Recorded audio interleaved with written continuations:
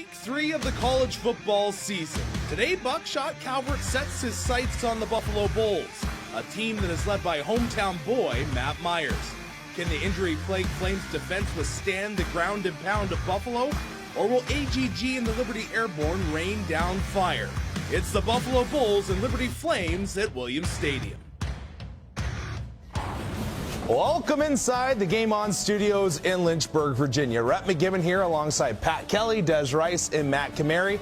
Last time the Flames started off 0-2 was 2012. Des and Pat, you were part of that team. And Des, the mental makeup right now, the Flames trying to get over that hump to get the first win. What is that like for a player? It is so difficult to get over that hump. I mean, you start out, you going into the season, you have these high expectations, right, and you're expecting to come out and get some wins. And when you get a couple of losses to start out a season, you start thinking to yourself, oh my gosh, how's this season going to go? But once you get that first win, you get that monkey off your back, then it's just time to relax and go play football. Look, there were growing pains. That was Turner Gill's first game coaching at Liberty University. And it took us 3 games before we went over 350 yards of offense. The next 4 games, we were able to go 488 yards, 508 yards, and 692 yards. So we clearly got things going. Just took a little while to get the offense in gear. Personally, it took me a while to start playing well on the field. So it'll be interesting to see if they're at that threshold where it's time to really get that offense clicking tonight. Behind the scenes, Pat said it was tonight for what he's saying right now. He thinks it's tonight. All right, let's look at our impact players now on tonight's game. And Jarrett Patterson of the Bulls, a stud. MAC freshman of the year last year. No doubt about it. This is a guy that reminds me of the guy beside me, Desmond Shrimp Fried Rice. I mean, this is a guy who last year rushed for 1,000 yards and 14 touchdowns. He's super shifty. When he's got the ball in space, he can make you miss. This is a guy that I expect tonight goes over 150 rushing yards. They also have a good second-string running back, but I think this guy goes over 150 tonight. All right, Shrimp Fried, we're looking at Buckshot Calvert for the Flames, and the senior quarterback basically has to get it together in order for the Flames to win. Yeah, I mean, Buckshot, in these first couple of games, he's playing like somebody that hasn't played, and been a 4-year starter. He's a 4-year starter. He needs to, get that mental block that he's got going on the football field out. He has to relax and go play football. He knows that he has all the skills to go out and do it. He just needs to relax and go take care of business tonight. You talk about monkey on your back. You think if the Flames win tonight, you'll just see him just throw it off right into the stands. Exactly. All right, time to let Matt Kamari talk now as we look towards the Flames defense. And basically, week 1 against the Cuse, you're like, all right, guys looking pretty solid here. Week 2, and you start to get a little bit nervous. Yeah, not so much. Last week was a tough week for the Flames defense all around. Gave up 407 rushing yards, a couple big gash runs. Pat mentioned Jarrett Patterson. Kevin Marks is the other running back. Each one of them over 150 yards on the season, averaging 4.6 a carry. Right now through 2 games, Liberty's D is giving up 6.7 a carry, 299 a game. They have got to fill the gaps. They've got to gang tackle. They've got to wrap up to get both of these guys on the ground. It's going to be a long night for that defensive front. Also, some big news for the Flames. Hugh Freeze is on the sideline tonight. Make sure you stay tuned. It's the Flames and the Bulls. Matt Warner, Joe Yock with the call when we return. The Foster Fuels app makes propane easy and makes more time for what matters. Without the app... Hi, I'd like to order some propane, please. Oh. With the app...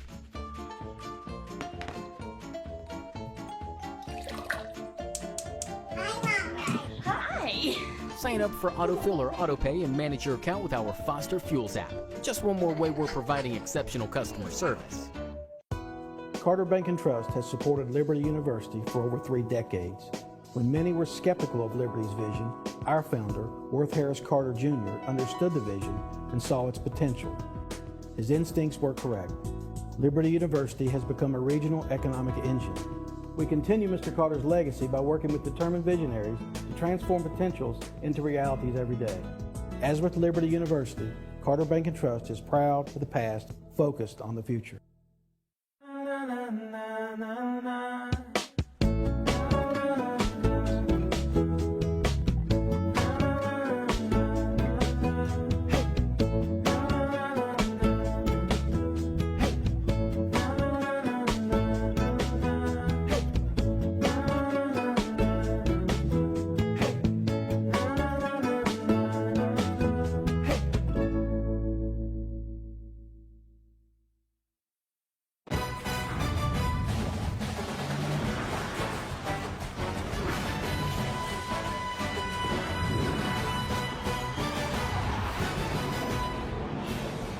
Lynchburg, Virginia is the site for tonight's Week 3 matchup as the Liberty Flames look for their first win of the season, playing host to the fast-rising Buffalo Bulls program. With that, we welcome you up into the Williams Stadium booth alongside former North Carolina wide receiver Joe Yock. I'm Matt Warner. And Joe, 2 weeks into the season now, 2 games under their belt for each of these squads. You feel like an identity should be pretty obvious. You feel like it is now for Buffalo, what they want to do. The Flames, though, still haven't been able to find an identity, especially offensively. Yeah, no question whatsoever. Buffalo knows exactly what they want to do. They have an experienced offensive line, 2 good, really good running backs, a quarterback who knows where he wants to go with the ball, and a receiver who can get downfield.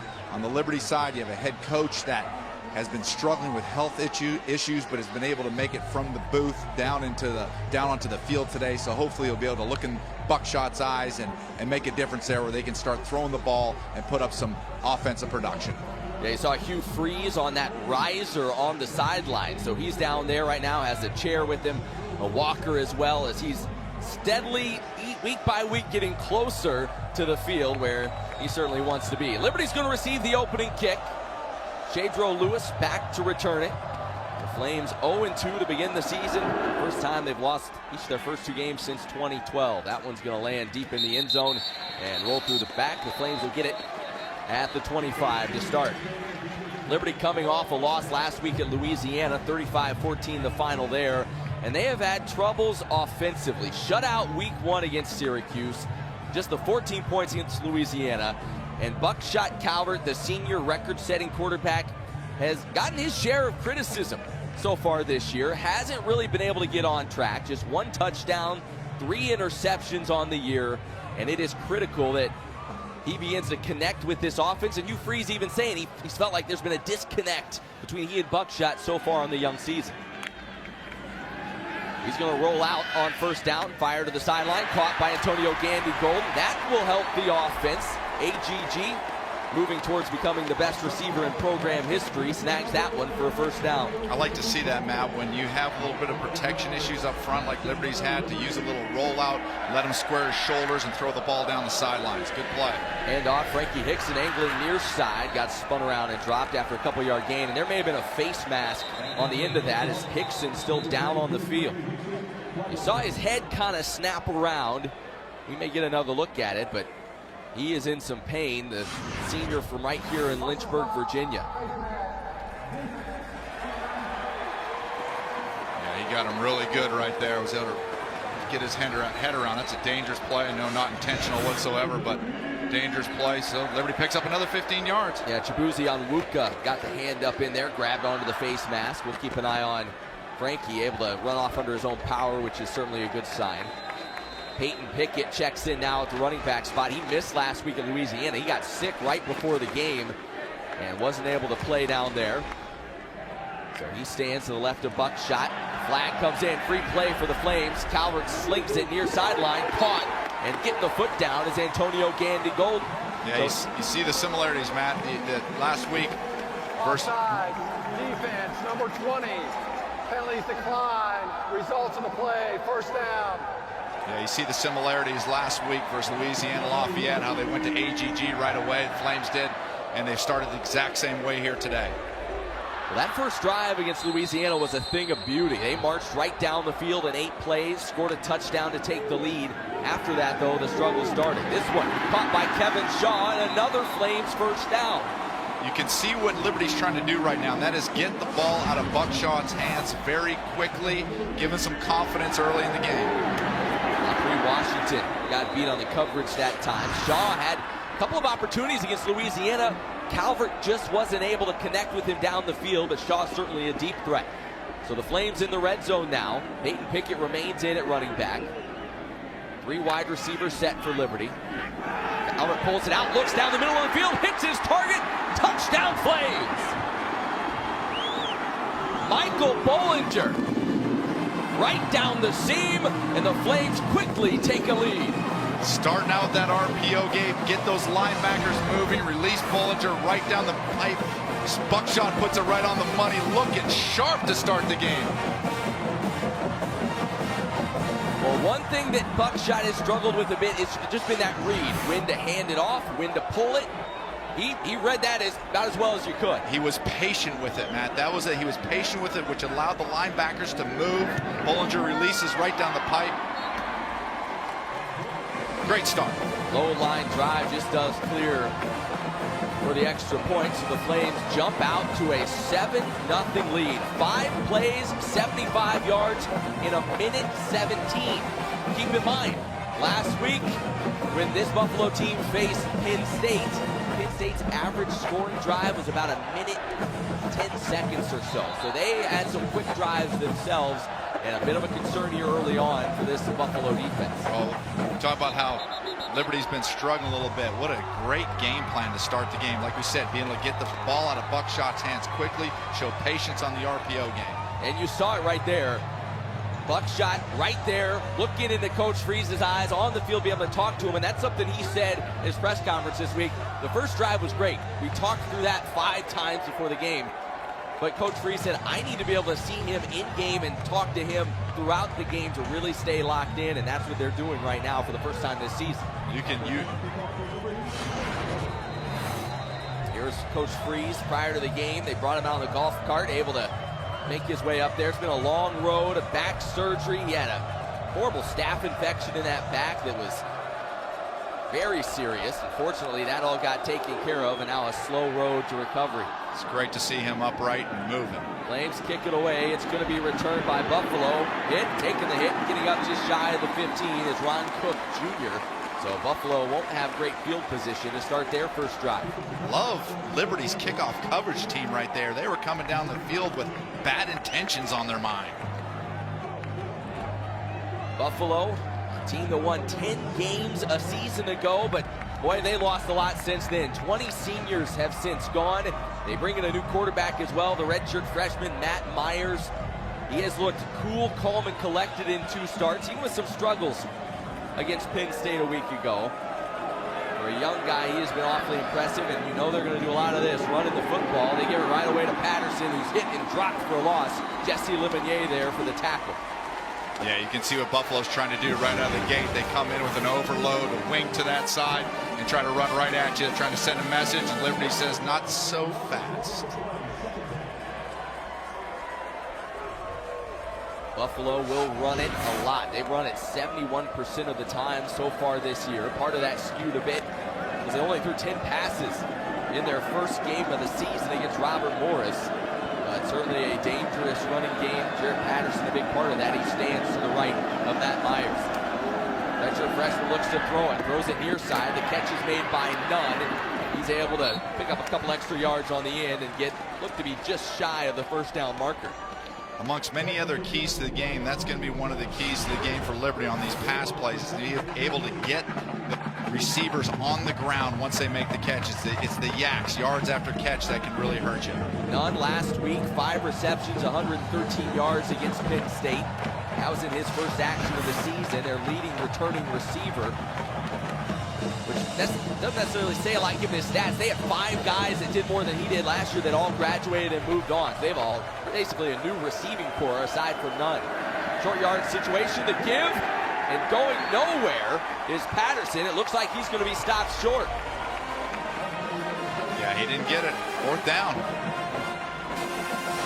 So this defensive line of Liberty standing tall here early. They're going for it, Matt. For now, they're leaving the offense on the field. Remember, Buffalo's really good punter was injured last week, Evan Finnegan, so their backup quarterback is now the punter.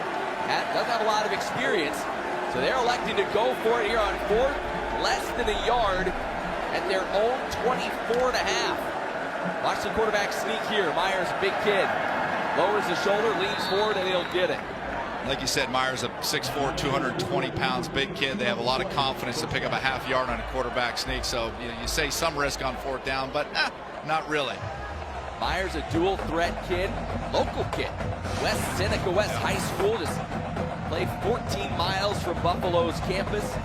First freshman quarterback to start for the Bulls since way back in 1991. And they really like his poise, his athleticism, and his decision making. Kevin Marks in there running back now. It's going to be Myers that keeps it. He's able to pick up 4 or 5 on 1st down. Yeah, you're going to see Myers potentially run the ball some. You look back at his high school career. Here's a young man who rushed for over 1,000 yards as a big, tall quarterback in high school. So he has very good running capability also. And they have a veteran offensive line, which is, you think about, well, a luxury if you're breaking in a young quarterback to have some guys up front that can do a good job. Give to Marks, quickly hit, dropped. Really like that, Matt. That's what they call solid eye discipline on defense. They try to bring the eye candy on the jet sweep, fake that, run the guy at the middle, and the Flames are able to converge on that and stop it for a short gain. Elijah Benton, who missed last week at Louisiana, back in there now. He's able to make that tackle, and that's a huge key for this Flames defense to get him back. No question. He had 13 tackles in the season opener against Syracuse. Elijah Benton will get you on the ground. They missed him really bad last week. 3rd and 6. Myers looking to pass. Pocket collapsing, using his feet, has room to run. Picks up the first down and more as he steps out of bounds, crossing the 45. This is an issue that Liberty has had throughout the season, and that is their edge play. The ability to contain the quarterback, the defensive ends or twists, whatever they may have. They run a twist right there. They've got to be able to maintain that edge and allow the quarterback not to get outside of the pocket. They've struggled with that, and I'm sure Buffalo's recognized that with a good, solid running quarterback also. The Liberty opponents have converted 45% of third downs coming into today, so that has been an issue, just getting off the field for this Flames team. Myers looks near sideline, throws, the diving snag made by Nunn as they pick up about 5. I do like how Liberty's trying to mix up their defenses right there. Brought a corner blitz from the wide side, but the Bulls had the right call on, just run a quick out to Nunn, so he's able to get it out of his hand. But I do like the ability of Liberty being able to mix up their defense. Flames have had some injuries on that defensive side. Starting linebacker Waylon Kozad out today. Brandon Tillman started in place of him. Ralph Rusins, who you see right there, is battling an ankle sprain he suffered a week ago that held him out for part of that Louisiana game. They're trying to battle through some injuries on a defense that's already not that deep. Patterson up the middle, able to get the first down as his helmet pops off. Solomon Ajayi there on the tackle as the Bulls move the chains. You talk about that experienced offensive line for the Bulls, Matt. 4 or 5 returning starters, and these guys, you know the old saying, where's the beef? Yeah. Well, the beef's on right the Bulls offensive line, and these guys know how to get hat on hat, and they will stay after you for 4 quarters. So that's one thing to watch out for. How much will they wear down the Liberty defensive line? Marks and McDuffie both in there at the running back spot now for the Bulls. They hand it to Marks, running right. Initially slowed up by Ajayi, and Lebegay there to finish him off. See, that's a great play by Solomon Ajayi. Attack the upfield shoulder, make him turn it back inside where your help is, and that play was designed to get bounced to the outside. He made him cut it back in and then be able to swarm to the football and stop them for a short gain. Those are the things, those are the disciplined, technical things that Liberty needs to do. Great play by Solomon. Solomon Ajayi, younger brother of NFL running back Jay Ajayi. 2nd and 10 now. Buffalo looks to the sideline. Kevin Marks in there running back. They're going to give it to him. Marks with a little bit of room, bouncing it outside. Finally hit and dropped at the 32 as he's about a yard shy of that first down marker. Elijah Benton finally the one to get him down. You talk about early in the broadcast, and as the guys in the studio talked about it, they know exactly what their identity is. Even if they don't get some great runs early on, they're going to keep pounding at you until they break one. They're going to give it to Marks again. Tripped momentarily, keeps his footing, able to get down inside the 25. Marks, a Virginia kid. Norfolk, Virginia, set the Northview High School rushing record, and it stood for 47 years before he set a new mark, and he's having himself a good start here in Lynchburg. And those are the third ones where you got to be able to, for Liberty, you have to be able to get him on the ground. Had an opportunity to make a play in the backfield. And we're going to get a flag here. Looked like some early movement from the Bulls. Snap infraction. Offense. 5-yard penalty. First down. Well, those are the penalties that'll drive a coach crazy. You've got some momentum, you got a good drive going, a little bit of rhythm, and then you back yourself up, and you're looking out at 1st and 15. Yeah, you talked about that actually earlier in the week, Matt, as we met together, being able to win on first down for Liberty and keep them behind the chains. 4 wide receivers set. Kevin Marks remains in the backfield with Myers.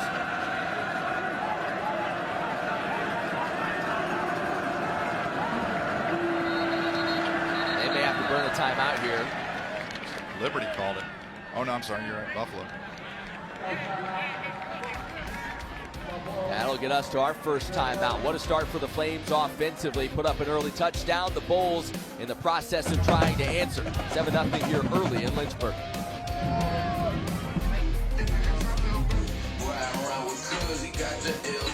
This Jeep Gladiator is ready to do what you want to do. There's never been anything quite like the all-new Jeep Gladiator. Engineered from the ground up to be a true pickup truck. Backed by legendary Jeep brand 4x4 capability, the Gladiator is ready to carry you and your gear. Test drive a Jeep today at Craft Jeep.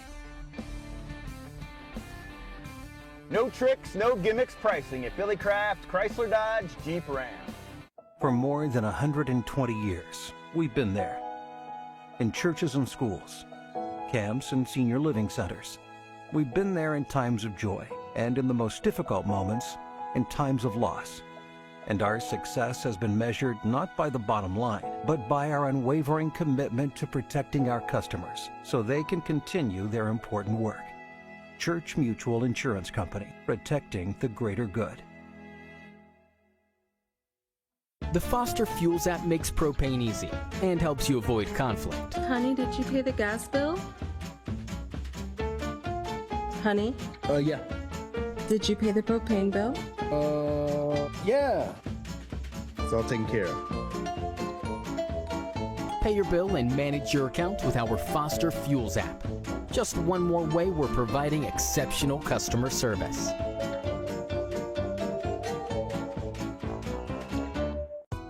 Carter Bank & Trust has supported Liberty University for over 3 decades. When many were skeptical of Liberty's vision, our founder, Worth Harris Carter Jr., understood the vision and saw its potential. His instincts were correct. Liberty University has become a regional economic engine. We continue Mr. Carter's legacy by working with determined visionaries to transform potentials into realities every day. As with Liberty University, Carter Bank & Trust is proud of the past, focused on the future. Back at Williams Stadium, Liberty leads Buffalo 7-0. We told you earlier that Hugh Freeze has made his way back to the sidelines this week. With more on that, we check in with the third member of our crew, Melanie Newman.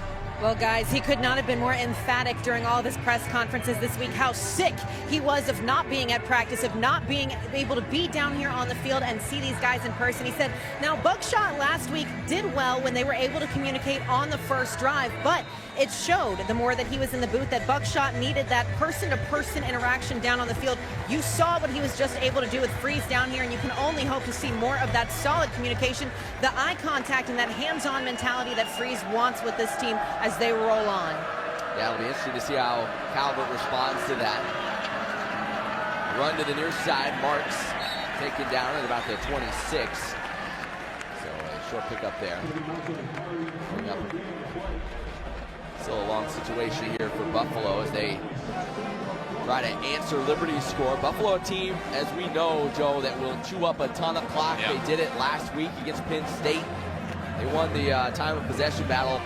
42 minutes, 35 seconds, 17-25. They had the ball seemingly all day long. It didn't always result in the points they wanted. And that is a way that they will slowly wear you down. Marks hit, the backfield drops.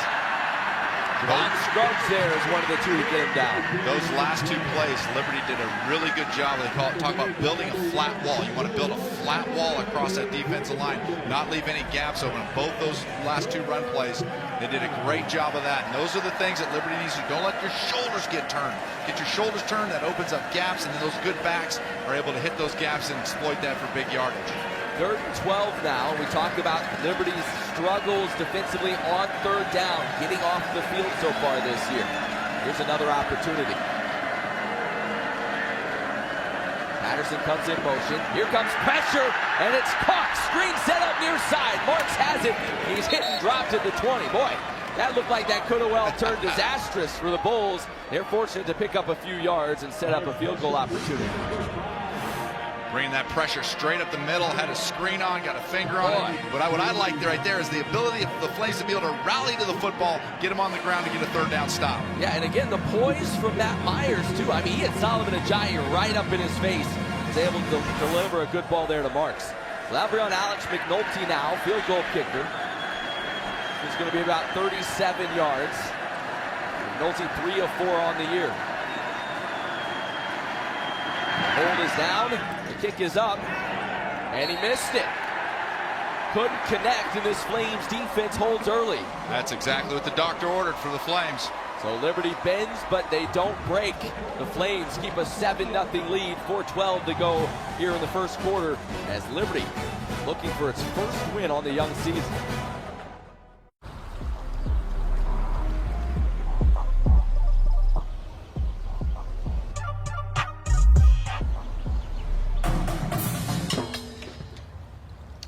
Rookie.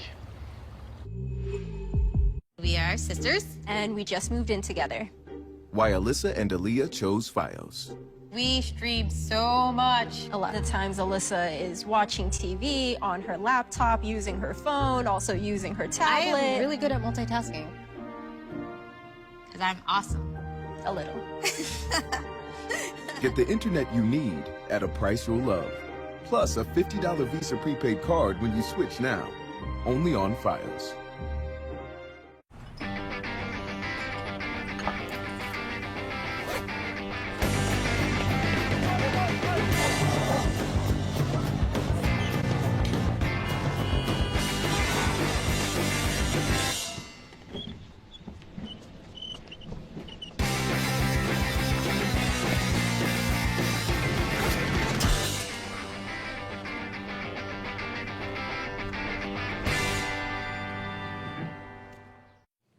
This is it? This is it. I don't get it. No touchscreen, no USB port, no Bluetooth, no anything. Exactly. Grandpa, how do you roll down the window? It's called the window crank. Sometimes the best way to connect Cool. is to disconnect. This moment of escape was brought to you by Haggerty, for people who love cars. Being old is kind of cool. Dodgers, Mets, Sunday Night Baseball, tonight on ESPN.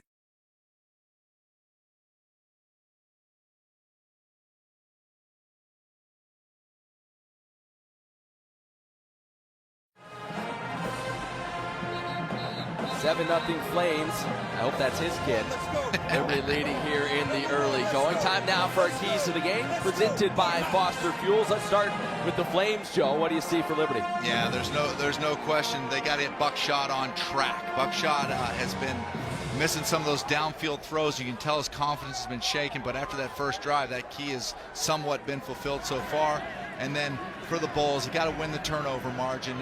If they're able to move the ball up and down the field, Liberty's able to do that as Buckshot gets on track. If you can create those turnovers, it gives you opportunity to get the ball in your hands.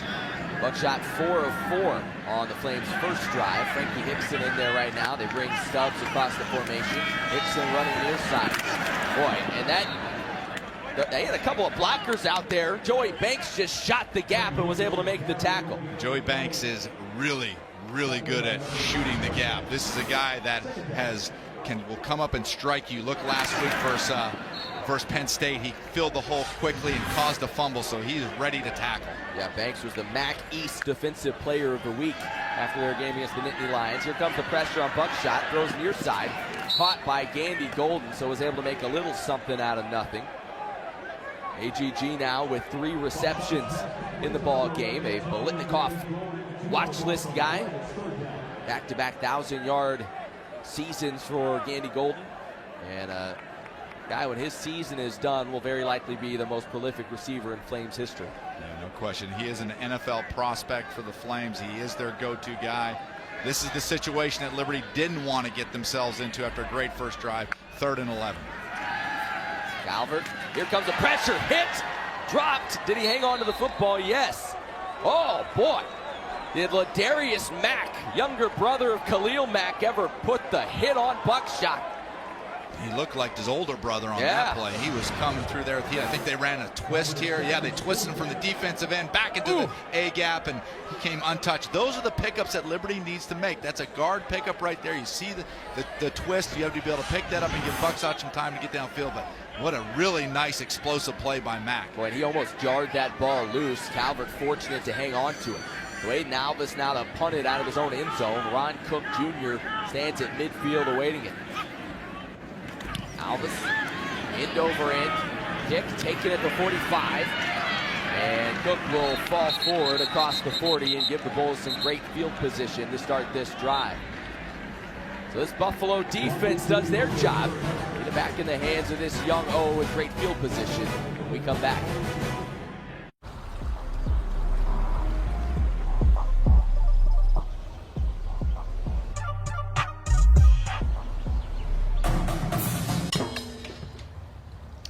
Rookie. We are sisters, and we just moved in together. Why Alyssa and Aaliyah chose Fios. We stream so much. A lot of times Alyssa is watching TV on her laptop, using her phone, also using her tablet. I am really good at multitasking. Because I'm awesome. A little. Get the internet you need at a price you'll love. Plus a $50 Visa prepaid card when you switch now. Only on Fios.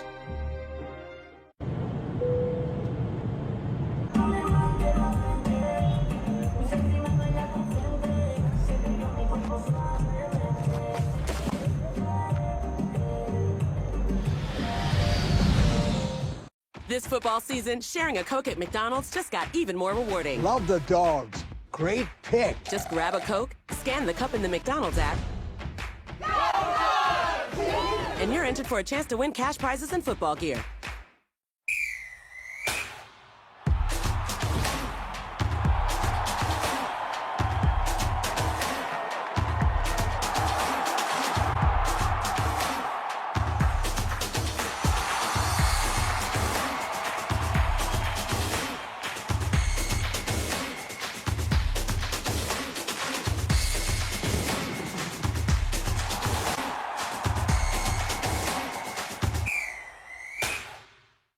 There's no blood test for adversity.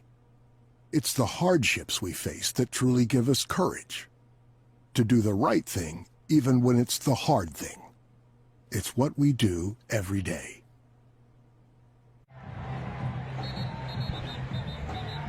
$7-0 Liberty. We saw the sack, the second of the year from Ladarius Mack a moment ago. With more on his interesting backstory, we check in once again with Melanie. Well, you saw that play from Ladarius right there. You can play 6 degrees, what could have been, whatever game you want to. Khalil Mack, his older brother, had one offer when he was exiting high school, and he had 1 year. He was hurt his junior year. Well, it was originally going to be with Liberty, but as luck would have it, Turner Gill, who went to Buffalo, ended up flipping, taking some of the coaches with him who said, hey, we've got this guy down in Florida, Khalil Mack, you got to look at him. And it turned out Buffalo became the only offer that Mack had, so he took it, ran with it. The rest is history for him. Now, his little brother didn't even play football in high school. He played basketball, went to ASA College in Miami, and about a year in said, can I play on the JUCO football team? They let him, and Khalil said, you know what? I've got a secret for Buffalo, and it's my younger brother. Now, they initially passed, and a month after National Signing Day in 2017, turned around, signed him, and here he is today making his own name for himself. Yeah, thank you, Melanie. Yeah, quite the story. And Robert Wimberly, former Flames defensive coordinator, was the guy that found Khalil down in Florida and had him verbaled here to the Flames at one time before Wimbo ended up going up to Buffalo, and Khalil followed him there. Quite the story. Yeah, what might have been certainly for the Flames in that case, but Ladarius, the guy that's been kind of learning football on the job here recently and still getting better and better even at this later stage of his collegiate career. Second down. Throwing catch there, came out of the hands quick to Matt Myers as he delivers the strike to Smith here on the near sideline, and Bulls able to move the chains. Yeah, I tell you, on the Mack story, you know, one of my claim to fame was being the Yock boys were undefeated in backyard football. Yeah, I've heard that. But if the Mack brothers would have showed up together, I think I would have taken my ball and went home. Yeah, your streak might have been in jeopardy, no doubt. And off up the middle, Patterson able to pick up a nice chunk there on first down. Patterson, Mack freshman of the year a season ago, his twin brother, second leading tackler on the team, James, linebacker for the Bulls, so no doubt we'll call his name before this one's done.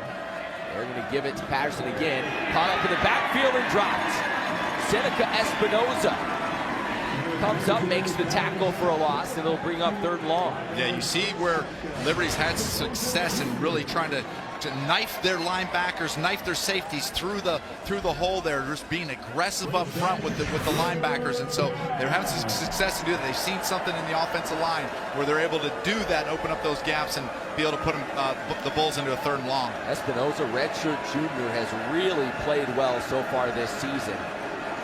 And it's 3rd and 9 now for Buffalo. And we're going to get Bulls taking their 2nd timeout, I believe. Charge timeout. Buffalo, their 2nd. 30 seconds. So big 3rd down coming here. They want to talk about it. And so far in this ball game, Matt Myers 4 of 5 for 35 yards. The Flames have been able to hold Buffalo to just 3.5 yards a carry, though. That's such an important factor in this ball game, with as well as Buffalo tends to run the football. Yeah, no question. The position that you get yourself into for Liberty is that you have to be able to stop them on 3rd down. Here's a look at Myers against Penn State last week. Had a great connection working with Antonio Nunn in that ball game. Made some freshman mistakes. A pick 6 in the 2nd half when Buffalo was actually leading with the ball. Was costly. But all in all, held his composure there pretty well. One loss we should mention, and he was doubtful coming in, and we haven't seen him out there thus far, is the tight end Zach LaFave, a guy that had 2 of the 3 receiving touchdowns on the year for Buffalo. He was injured in that Penn State game, doubtful to play today, and that's a big loss for them. Patterson going far sideline, looks like he has enough for the 1st down. So you hand it off on 3rd and 9, you trust your all-everything running back, and he gets the job done. And that's a lot of confidence in your running game when you're on the 24-yard line and be able to get in a 3rd and 9 situation. Look at Nunn. Really good job there on the edge. You wonder with that play call if they weren't thinking, you know what, this is 4 down territory. Let's run it here. If we get 4 or 5, we've got something reasonable on 4th. But as it turns out, they won't need a 4th down. They're able to move the chains. Give up the middle again. Patterson just lowering that head, keeping those legs churning as he picks up a few. Finally thrown to the turf by Jesse Lemonnier. Patterson was a guy, we mentioned it, his twin brother James. James was the one that was highly recruited. Not a lot of people were giving Jarrett Patterson much of a look. Buffalo finally did when James said, if you want me, you got to take my brother. And it's worked out very well for the Bulls. They're hoping they can get on the board here momentarily as they trail at the end of one, 7-0.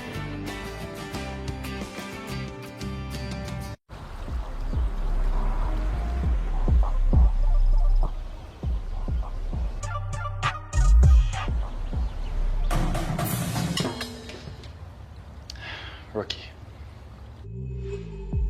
We are sisters, and we just moved in together. Why Alyssa and Aaliyah chose Fios. We stream so much. A lot of times Alyssa is watching TV on her laptop, using her phone, also using her tablet. I am really good at multitasking. Because I'm awesome. A little. Get the internet you need at a price you'll love. Plus a $50 Visa prepaid card when you switch now. Only on Fios. This football season, sharing a Coke at McDonald's just got even more rewarding. Love the dogs. Great pick. Just grab a Coke, scan the cup in the McDonald's app, and you're entered for a chance to win cash prizes and football gear.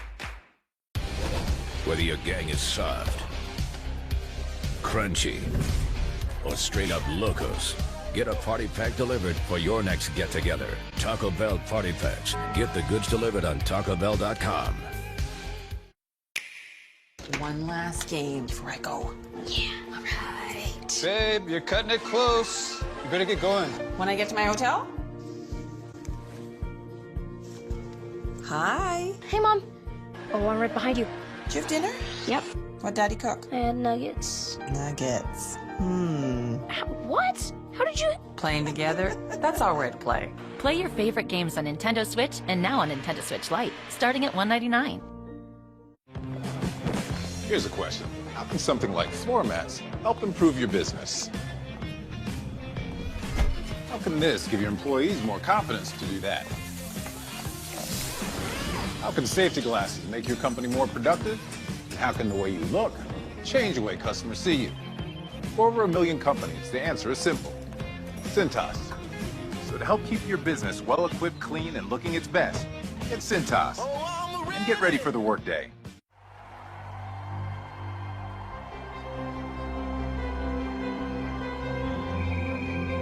The leader of this Pittsburgh defense is not getting up.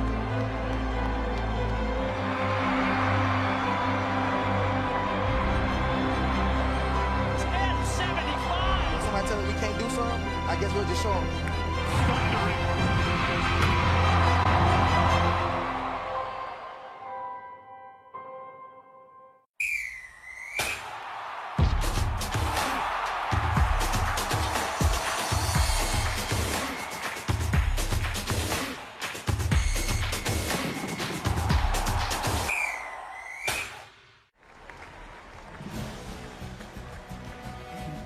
After the first quarter, the Flames on top of the Bulls by a score of 7-0. And the Liberty defense, that was Matt Kamari's topic in the open, and they're performing well, getting some penetration. Yeah, absolutely. We've seen a lot of guys, Jesse Lemonnier, Elijah Bitton, a lot of guys flying to the ball. That was the point. Yeah. You have to fly to the ball and get these guys on the ground. If not, they will rush up and down the field on you. Yeah, the ground game is the bread and butter for Buffalo. And as of right now, like obviously they're getting downfield, they're getting it done, but the Flames doing a pretty good job of tackling.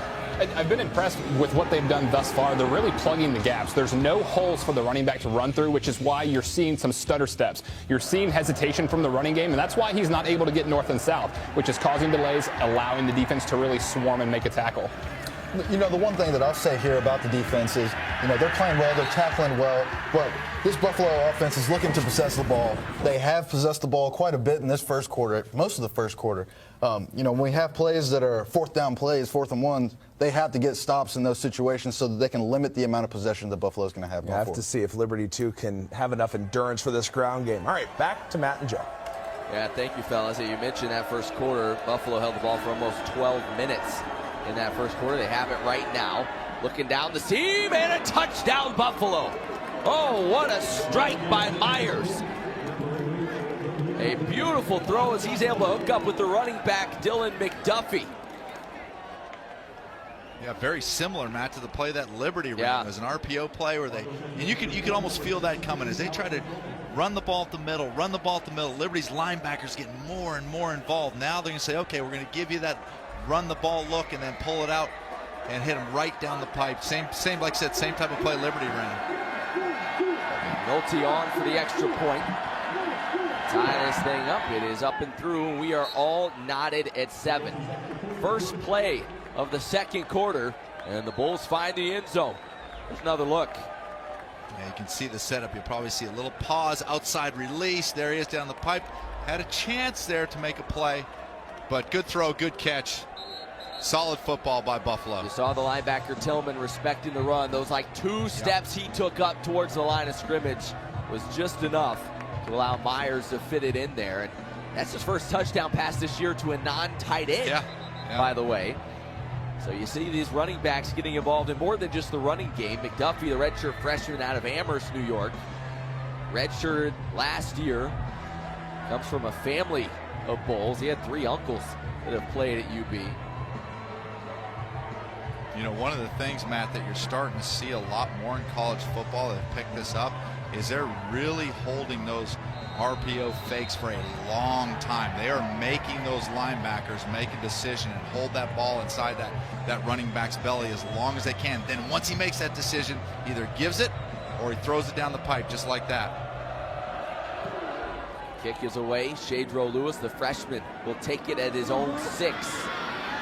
Lewis Hurdles a couple of guys there and one leap, but falls down right at the 25, which is where the Flames will take over. This Liberty offense looked great their first drive, moved right down the field, able to pick up the score. Second drive had some struggles, and now you're going to see, much like in their game a week ago against Louisiana. That's right. All right, great. When everything's scripted, you have plenty of time to talk through your entire first drive. It works fine. Now can you make some adjustments on the fly, and can you get something going once again offensively? You have to answer. You have to answer. You had a bad possession last possession. They scored a touchdown. Now you have to answer. Calvert gives to Frankie Hickson running near side. Needs to make the man miss. Able to pick up about 3 yards there. Hickson went over 100 yards on the day a week ago and over 2,000 in his career. Yeah, Frankie's a really good back, and the one thing that you've seen him improve on this season is his speed. You look at right there, a little stutter and acceleration, able to get around the corner just to pick up a few yards.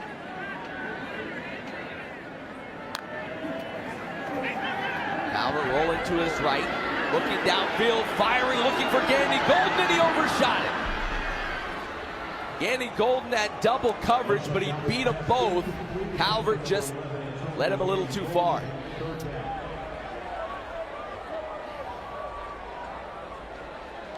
Yeah, you look at that play right there. Buckshot had a shot into the flat. He passed that up. As you can see, Gandy Golden sticks hard. Nice little move there. Stuck him hard to the outside. Go. Hits him with the post. He's got 2 yards behind him. Buckshot has to find a way to make those throws. So brings up third down. Now Buckshot again rolling to his right. Fires on the move. That pass caught on the far sideline. That's Damian King. So a good pass on the run from Calvert. The senior Damian King able to haul it in, and the Flames pick up a big third down. See, I like these little wrinkles that Liberty's doing right there. Early in the game, they move Buckshot out of the pocket. Third down, move him out of the pocket. Like it.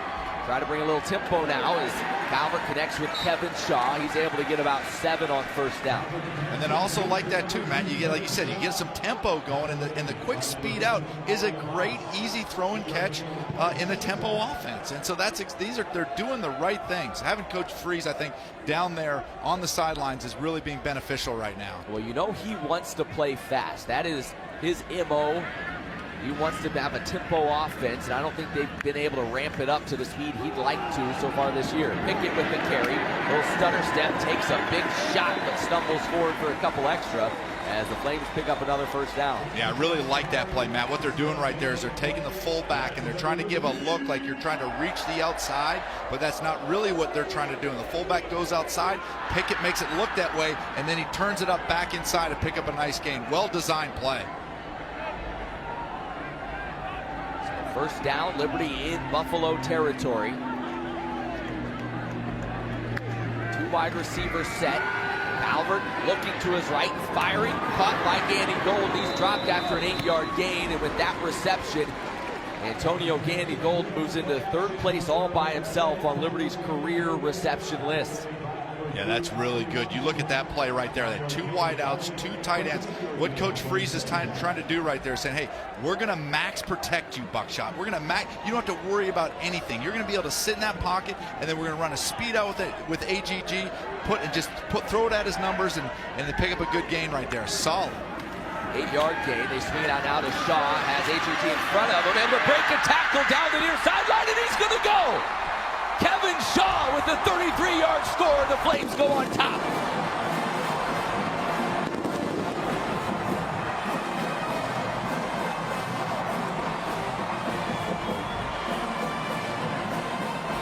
Well, Antonio Gandy Golden is known for catching the football, but he delivered a big block there that helped spring Kevin Shaw. Big block on the outside, but really like Kevin Shaw's acceleration. You throw those horizontal passing game, mix it up with the run and the pass. Liberty has something going here offensively. First touchdown for Shaw in a Flames uniform. As the extra point is up and through, and Liberty goes back in front, 14-7. The offense finds a little rhythm, and they find the speedy Shaw for the touchdown strike. Liberty leads it 14-7.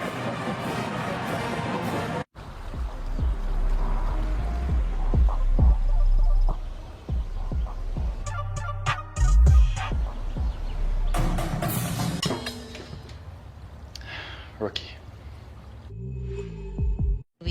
sisters, and we just moved in together. Why Alyssa and Aaliyah chose Fios. We stream so much. A lot of times Alyssa is watching TV on her laptop, using her phone, also using her tablet. I am really good at multitasking. Because I'm awesome. A little.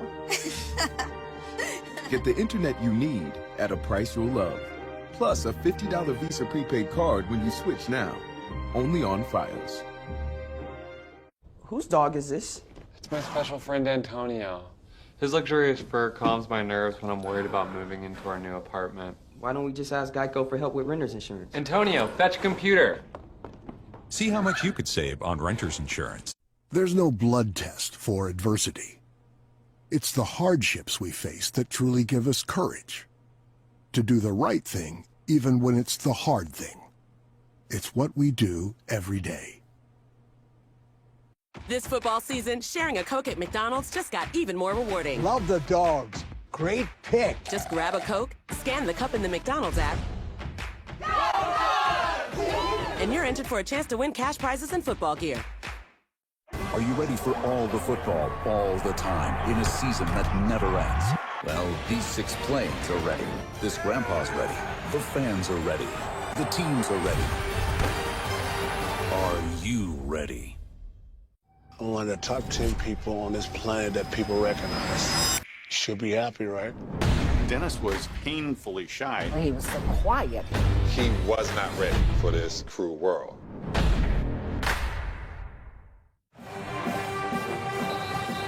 Seven plays, 74 yards for the Flames as they go on top 14-7. And there's a look at one of the unsung heroes of this offense, Dante Duff. More on him. We check in once again with Melanie.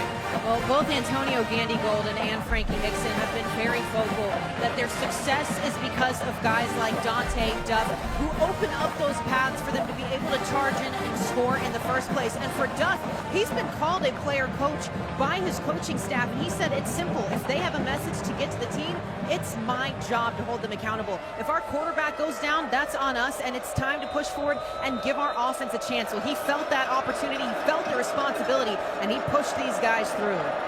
Dante Duff has started every game of his Liberty career. I think it's 36 straight starts for Duff as he's been an anchor on that offensive line. That kick will bound through the back of the end zone. Well, this Buffalo program and what they've done has been impressive, and the resume of their head coach is even more impressive. Lance Leipold in his 5th year, Buffalo. As we got a flag down the play, we'll take a look at that in a moment. But Leipold, what a career he's had. He was at Wisconsin Whitewater for 8 seasons. All they did was win 6 national championships during that time. D3 national titles, 6 times National Coach of the Year. Personal foul, unnecessary roughness. Receiving team number 36. That is half the distance from the goal. First down. Leipold not going to be thrilled with that penalty. That'll back him up. But what a coach. This guy may be the best coach people never talk about. I mean, he's done it certainly at the D3 level, but now you're seeing what he's doing at Buffalo. 10 wins, as we said a season ago. He's just a coach's coach, and you like seeing guys work themselves up the ranks the way he has. Yeah, he's a program builder, and what he's done, you know, whether Division 1, 2, 3, it doesn't matter. Winning at that level with that type of success is very difficult. So it says a lot about his resume and his ability to build programs.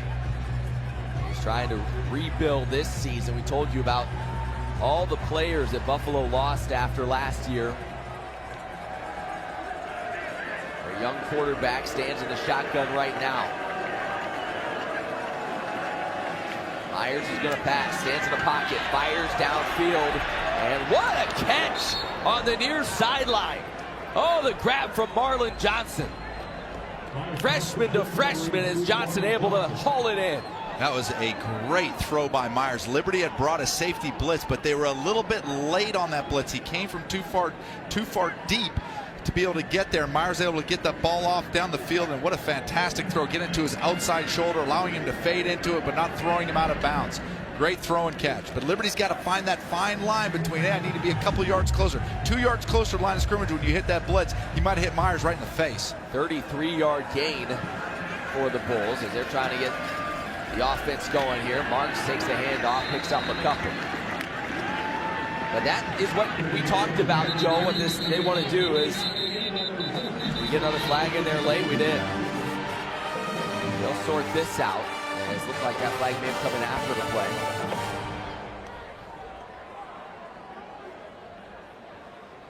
After the play was over, personal foul, unnecessary roughness, defense number 14, 15-yard penalty, first down. Solomon Ajayi, a little back and forth there with Evan Kazarzak.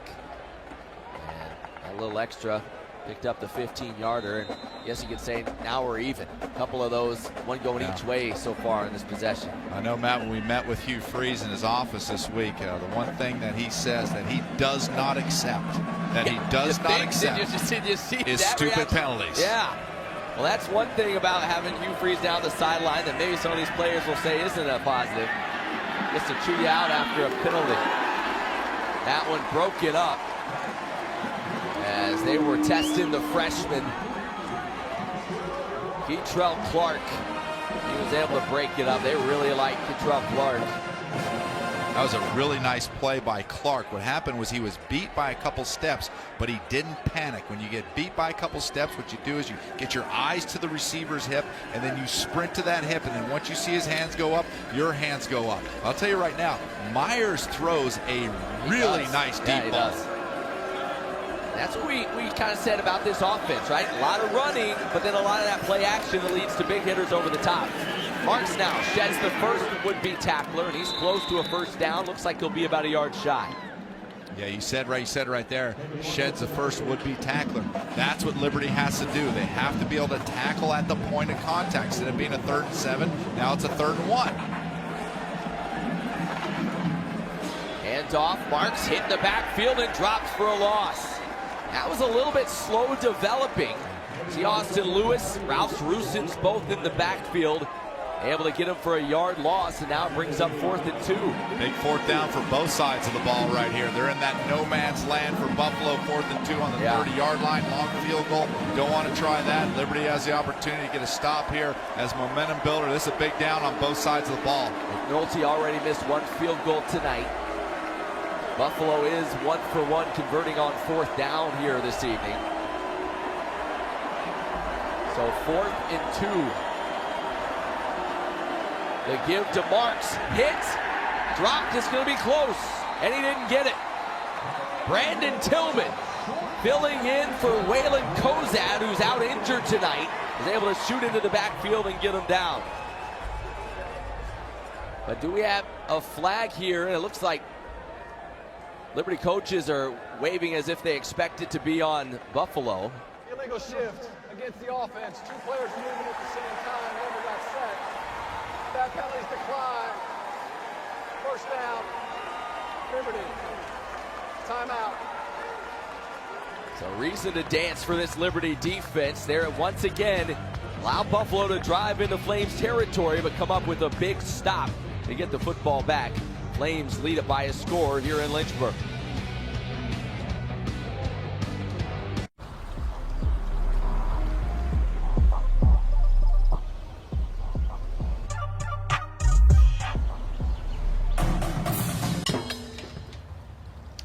Rookie. We are sisters, and we just moved in together. Why Alyssa and Aaliyah chose Fios. We stream so much. A lot of times Alyssa is watching TV on her laptop, using her phone, also using her tablet. I am really good at multitasking. Because I'm awesome. A little. Get the internet you need at a price you'll love. Plus a $50 Visa prepaid card when you switch now. Only on Fios. Whose dog is this? It's my special friend Antonio. His luxurious fur calms my nerves when I'm worried about moving into our new apartment. Why don't we just ask Geico for help with renter's insurance? Antonio, fetch a computer. See how much you could save on renter's insurance. There's no blood test for adversity. It's the hardships we face that truly give us courage to do the right thing, even when it's the hard thing. It's what we do every day. You know what today is? Today's somebody's first day of work. There'll be nothing perfect about it. Because nothing's given except maybe a nickname like Waterboy or Broken Windshield Guy. Out here, you gotta earn it. The same way this Carhartt jacket has to earn the right to be on your back. Just don't forget the tag, rookie. Carhartt, we've got your back 24/7. This football season, sharing a Coke at McDonald's just got even more rewarding. Love the dogs. Great pick. Just grab a Coke, scan the cup in the McDonald's app, and you're entered for a chance to win cash prizes and football gear. Well, this isn't the first meeting between Liberty and Buffalo. One other time they met on the football field, that was back in 1998. Liberty won that one in overtime, 27-24 right here in Lynchburg. Stacey Nobles rumbled. 30 carries, 229 yards, and a couple of scores in that win for Liberty. That's my guy, Matt. You knew Stacey? I coached him. Did you? This is Coach. Apparently he was doing all right before you got there, too. I showed him. About 290 yards. Yeah. That's Coach. Yeah, right. So this Liberty offense coming back on the field now with a 14-7 lead. Go empty backfield now. Motion Hickson there to Buckshot Calvert's left. They give it to Frankie. Nope. Calvert pulls it. Near sideline. Pass complete to Shadro Lewis. Hey, Matt, I'm starting to see a little Buckshot confidence right there. It's the little things you look for. On the motion with the fake, he had the opportunity to get the ball out of his hand right away, but he knew if he just bought himself a fraction bit of more time, it would come more open and be allowed him to get upfield a little bit more. So you're just seeing the little things right now as Buckshot's confidence is starting to get a little bit more each snap. Yeah, it showed. He's 10 of 11 right now for 127 yards and a couple of scores. Second down now for the Liberty. Hickson, hesitation. Wrapped up, maybe a yard gain, but that's going to bring up 3rd and 2. Chibuzi Onwuka able to get into the backfield. Guy that's played awfully well this is junior year. He's a guy that Lance Leipold said, last year he wasn't healthy. He played with an ankle sprain all year. He was maybe 60 or 70%, but this season he's good to go and is showing a real burst there on that defensive line. So a big 3rd down and 1 for Liberty after getting a 4th down stop. You need to convert some first downs. Hand off, Hickson, hit, dropped, and it is going to be right at the marker. He kind of got hit and went sideways there, and that's going to be close. Old Eagle Eye Joe going to give this one a look. Didn't even let me give it a call. Eagle Eye Joe. And they are going to give it to him. Didn't give me a chance. Just by the nose of the football. So Flames able to move the chains. Clock ticks down towards 8.5 minutes to go here in the first half.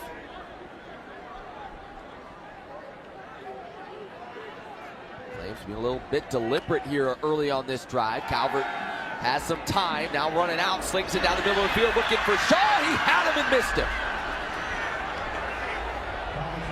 Once again, Kevin Shaw showing you that speed, but Calvert, for the second time on a deep ball tonight, got a little too much air underneath it. Yeah, you look at the protection right there. He's able to stand in the pocket. Buckshot, those are the throws that he has to deliver. He's missed 2 of those so far this week. You've seen so much improvement on the other parts of his game, but downfield deep passes, those are the ones he's got to start completing. Those are game changers. And those have been his only 2 incompletions. Correct. Have been those 2 down the field. So 2nd and 10 now. Calvert going to throw it again. Fires near sideline. Caught by Caleb Coleman across midfield. Hit and dropped, but not before he's able to pick up the first down. You're seeing him spread the ball around, too. Flames not just locked in on Antonio Gandy Golden, which at times has been a knock on Buckshot. And what you're seeing, too, Matt, is you're seeing better offensive line protection, so Buckshot is able to stand in the pocket more. And then you look at throws like that. He's had some throws where he's had to read the defense and then go through his progressions and then make the throw. And then you have plays like that where he's able to drop back and he knows exactly where he's going with the ball before the ball's even snapped. You get a one-on-one matchup over there with Coleman and pick up the first down. Yeah, 6 different receivers so far for the Flames as Isaiah King a little bit shaken up on the play. They'll check in on him. We'll take a timeout. You're watching college football on ESPN+.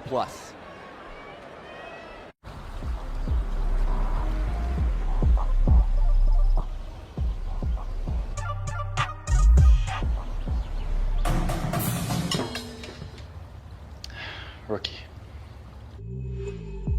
We are sisters, and we just moved in together. Why Alyssa and Aaliyah chose Fios. We stream so much. A lot of times Alyssa is watching TV on her laptop, using her phone, also using her tablet. I am really good at multitasking. Because I'm awesome. A little. Get the internet you need at a price you'll love. Plus a $50 Visa prepaid card when you switch now. Only on Fios.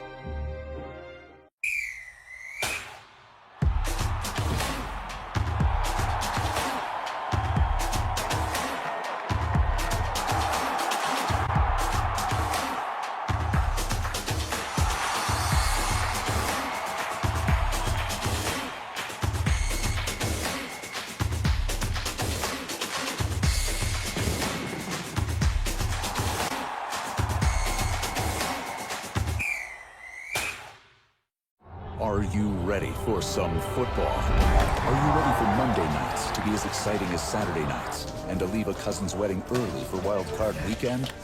Are you ready to destroy Daryl forever? Aaron Rodgers. Well, these 6 planes are ready.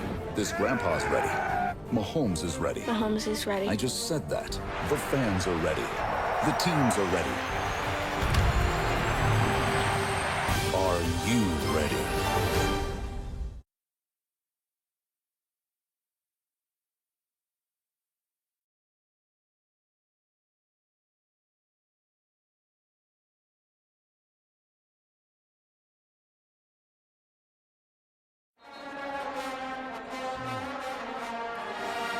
Well, Buffalo's man's just 7 points so far tonight, and not having that guy right there in the middle of the screen has been an issue. And this is one of their most explosive offensive weapons.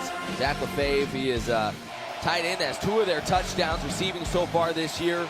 A real weapon in the passing game, but he is injured and out tonight. He was told he was doubtful coming in. He was on there, no pads, not participating in this one, and that is a big loss certainly for this Bulls offense. Right now, though, they're worried a little bit about the defense. This Liberty offense has been finding a rhythm as they have it first down in Bulls territory. Frankie Hickson takes the handoff and is able to pick up maybe 1. Liberty's been having a success too, Joe, without really getting anything in the ground game.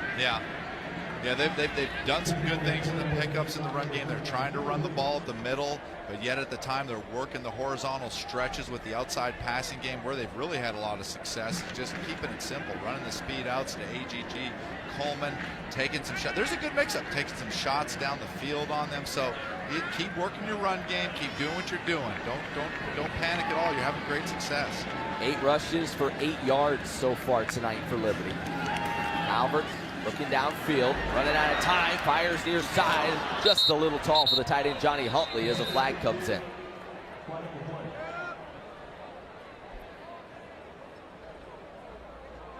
Flag right there on the 40-yard line. In the area that the pass was thrown, we'll see what this is all about. It was defensive holding is my guess. Holding, defense, number 20, 10-yard penalty, automatic first down. That's James Patterson, the linebacker. Twin brother of the running back, Jarrett. So that will move the chains for the Flames as that pass just a little bit wide of the target. Flames trying to get the tight ends involved. He had the completion to Bollinger earlier in the ball game, trying to get Huntley the ball there. Calvert pulls it out, runs out of time, spins away, now fires to Pickett near sideline. Pickett able to get out of bounds for no gain, but it could have been a whole lot worse. Yeah, no question. That's a great job by Buckshot. Just be able to stay alive, don't panic, just stay alive, and then be able to deliver that ball to the outside. Even if you didn't get a gain, you didn't take a 7-yard loss. Buckshot, not a guy you think of as super athletic, as that was Malcolm Kuntz that got just a fingertip on him as he flew by, but he's kind of quick a little bit. Yeah, and he's athletic enough. There's no question. Not a scrambler or anything like that, but he's athletic enough. So 2nd and 11 now for Liberty. Albert pulls it out, looking downfield, fires, and it is caught by Gandy Golden, hurling the defender, and he's in. He used all of that 6'4" frame to go up and snag it, and then one last hurdle to pay dirt.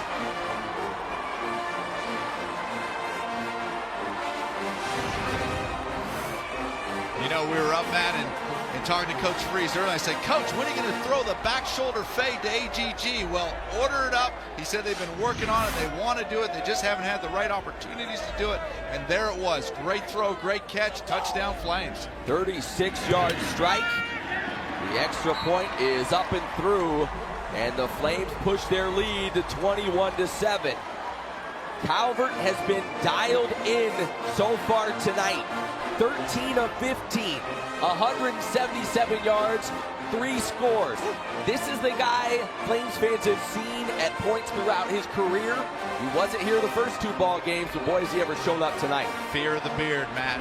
Fear the beard. But that is what having a guy like Antonio Gandy-Golden, you said, draft prospect, scouts really like him. And look at that.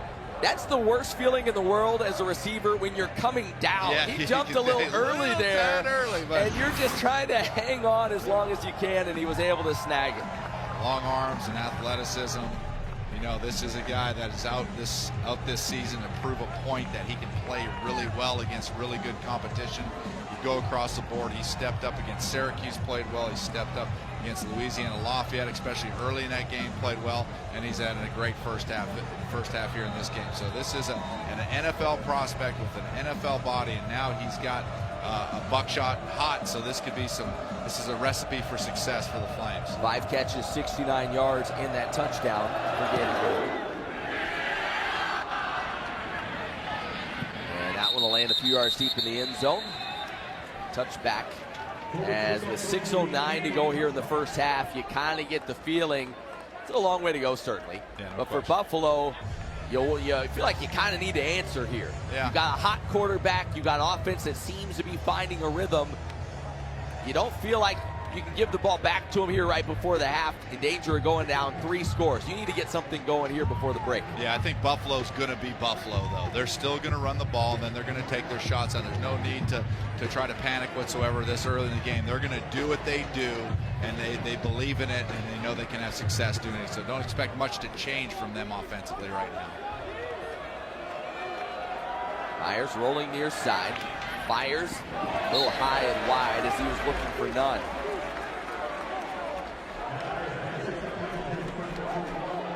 Nunn is a really good receiver. That one the ball was delivered a little bit high right there. But the thing about Nunn, he's only 5'11", but he plays a lot bigger than that. And he's physical. You watch him block downfield. He's a small, but yet he's physical. He's feisty. Makes plays downfield.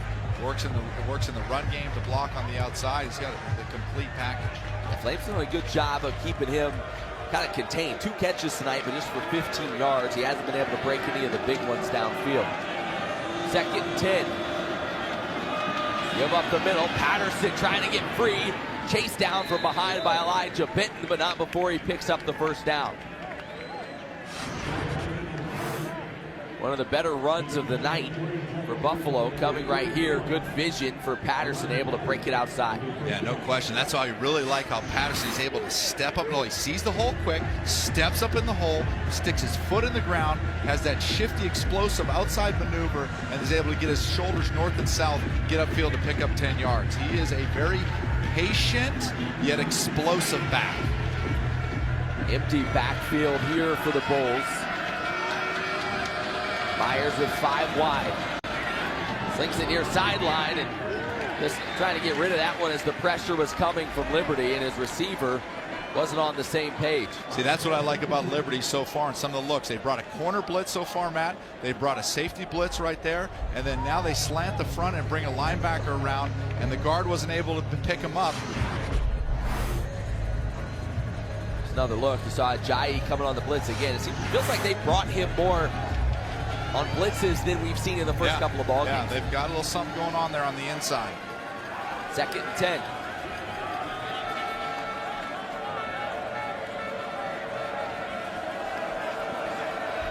Jaron Patterson back in there, the running back spot. Play clock at 2. They give it to Patterson. Stopped initially, but able to redirect and dive forward for 4 yards. And a late flag comes in. They get another personal foul here.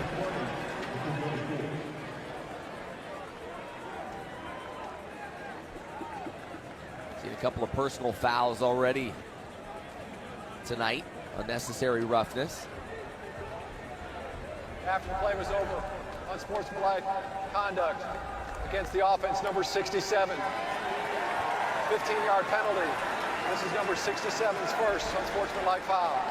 That's Evan Kazarzak. Remember, it was him and Solomon Ajayi that were kind of mixed up earlier, and Ajayi got the call that went against him. This time, left tackle Kazarzak, his flag.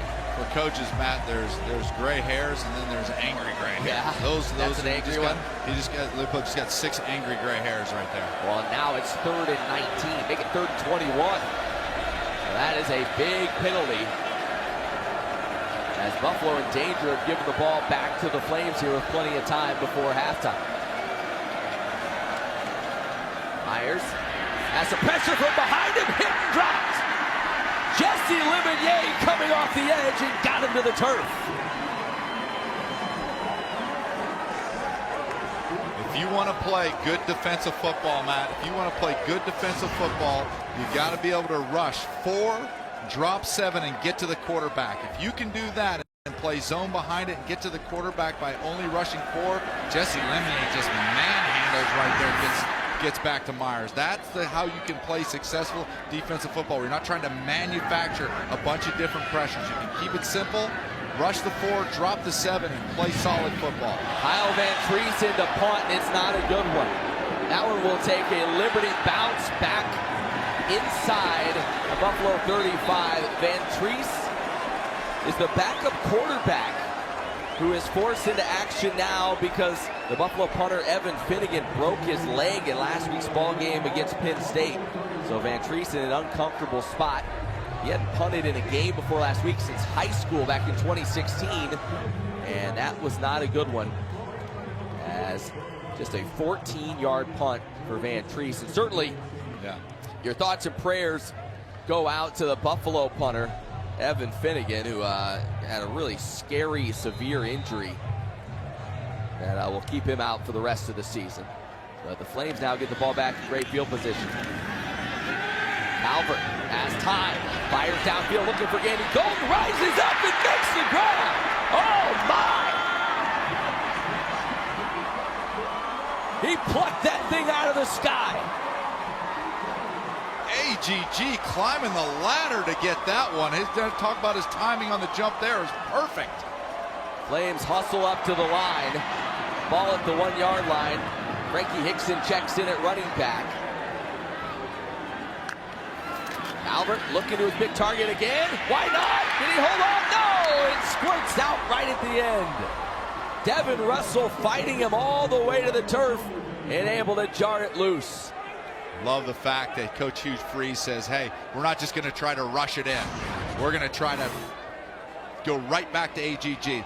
A little sluggo route right there, a little slant and go to AGG, climbs the ladder, goes up and gets it. That's beautiful. But I love the fact that they go right back to him and say, we want you to be our guy. Albert gives it to Hickson, dives into the end zone, touchdown Flames.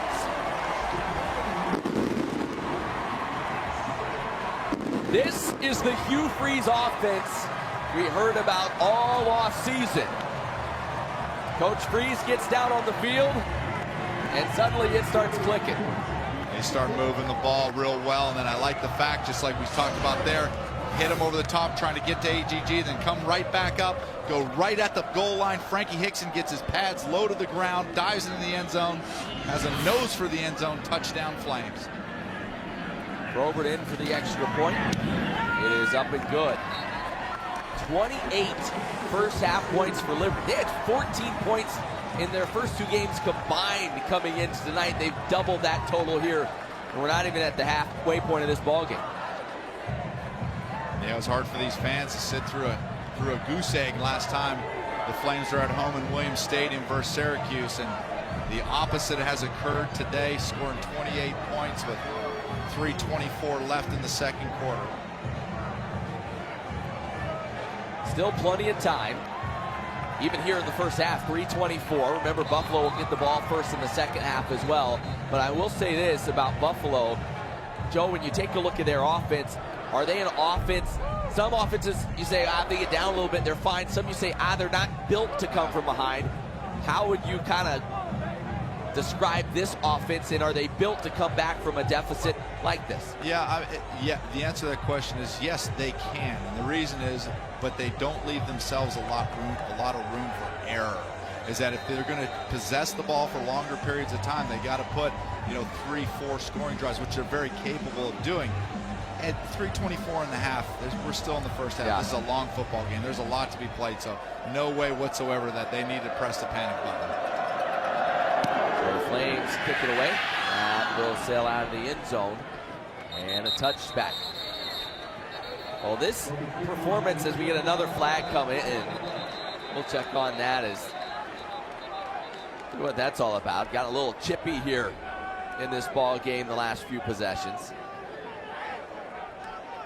Remember, I think it was after the last score, there was a penalty that backed Buffalo up to a pretty bad field position. See which way this one's headed. After the play, personal foul, unnecessary roughness, receiving team number 8. Penalty is half the distance from the goal line, first down.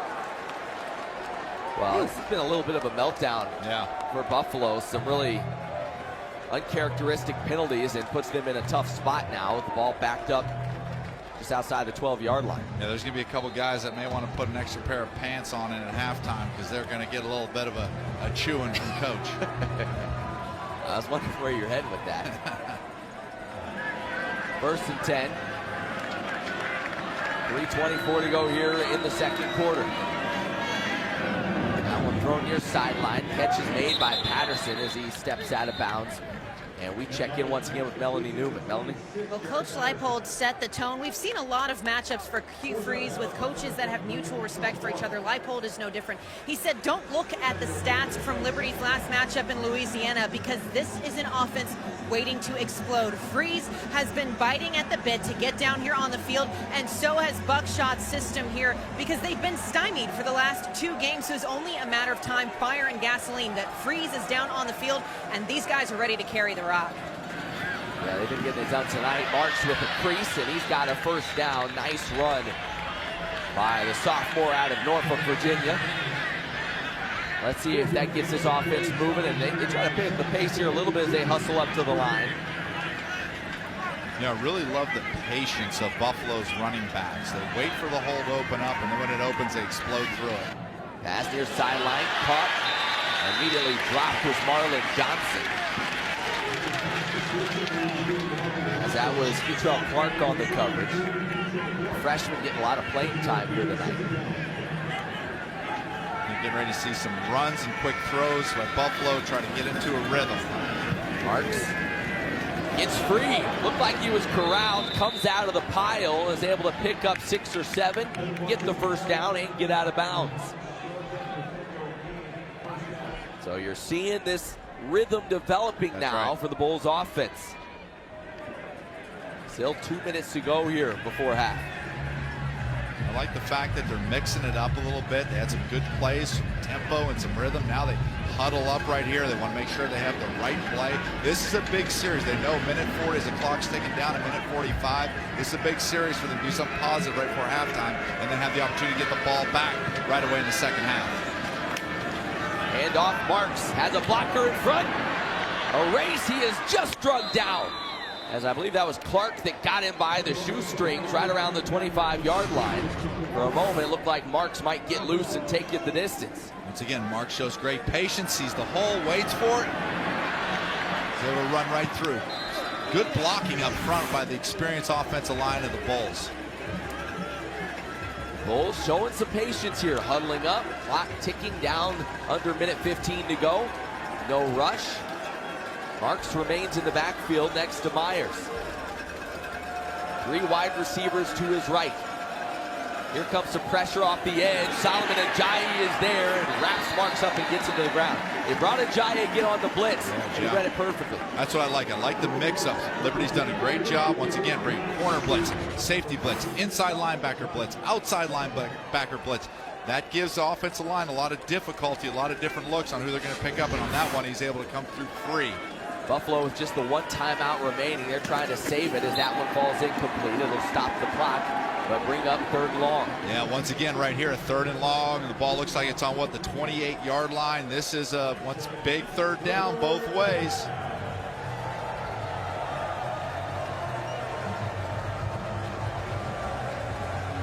This crowd starting to get into it a bit on this 3rd down.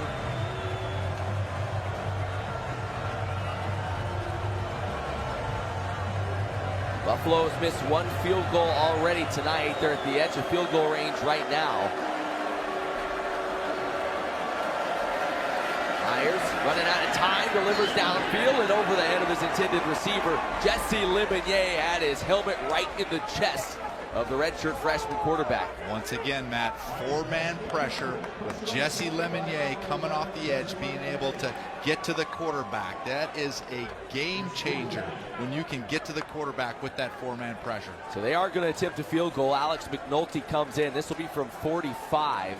His long on the season is from 40. And Liberty may take a timeout. Charge timeout. Liberty, their first. 30 seconds. So you had 3 of them. You think, well, if we can make McNulty think about it a little bit, why not? I've been waiting all season for this, Joe. What is that? Trying to freeze. Hugh Freeze. I see, yeah. Freeze the kicker. Could have waited a little longer, I think. Yeah. McNulty. This was against Penn State last week. 3 for 4 on the year. The 1 miss prior to tonight was from 49 yards. And had the distance, but pushed it a little bit. So here he'll get another opportunity. Also, Dominic Johnson, the wide receiver, is the new holder. Their punter, Evan Finnegan, was their holder before he broke his leg. So McNulty also has to deal with the new guy holding the football for him.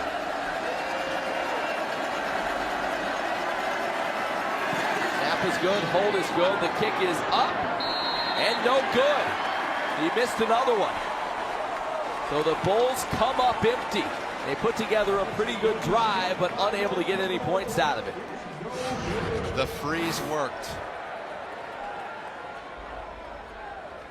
Once again, just pushing it a little to the right, had the distance. So 2 missed field goals tonight for the sophomore Alex McNulty. How many timeouts does Liberty have left, Matt? 2 timeouts? Yeah, 2 timeouts. 2 timeouts, 28-7. 29 seconds left. Are you saying you might get greedy if you're the Flames here? They're not greedy. They're in victory. They're in boring formation. Probably the right call. Probably the right call. As Buckshot will take a knee. There it goes. And the Flames will head to the locker room. Great half. In a situation they have not found themselves in this year. 28-7. The Flames surprising the Bulls here in the first half of play in Lynchburg. Thanks to the play of Buckshot Calvert. 14-17, 207 yards, 3 touchdowns as Liberty leads it by 3 scores. Halftime show coming up. We'll also hear from the head coach Hugh Freeze. That's this broadcast on ESPN.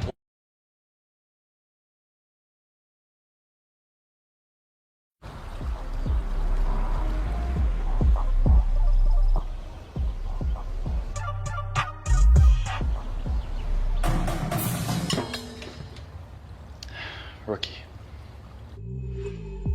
We are sisters, and we just moved in together. Why Alyssa and Aaliyah chose Fios. We stream so much. A lot of times Alyssa is watching TV on her laptop, using her phone, also using her tablet. I am really good at multitasking. Because I'm awesome. A little. Get the internet you need at a price you'll love. Plus a $50 Visa prepaid card when you switch now. Only on Fios.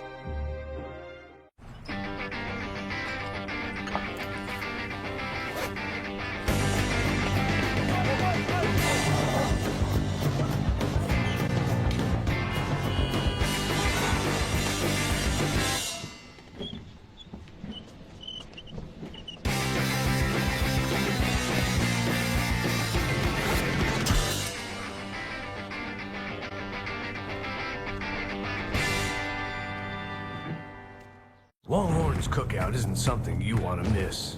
Because that'd mean missing our fire-grilled ribeye, sides that turn a meal into a feast, hanging with your closest friends. And missing all that would be, you know, sad. Come in for our limited-time Longhorn cookout with the unforgettable 18-ounce fire-grilled outlaw ribeye, Longhorn's new mixed grill, and our famous full-rack baby back ribs with steakhouse mac and cheese. That's how steak is done. Longhorn Steakhouse. You can't fake steak. Cats down by 58 with 1 minute left. Hey, where's everybody going? This game's not over. So we're not the best. Our kicker stubbed his toe on the ball, and pretty sure our mascot has his costume on backwards. But this is our team. No matter what. There's no blood test for adversity. It's the hardships we face that truly give us courage to do the right thing, even when it's the hard thing. It's what we do every day. He was not ready for this cruel world. Rodman, for better or worse. Available now. AHS 1984 premieres Wednesday at 10 on FX.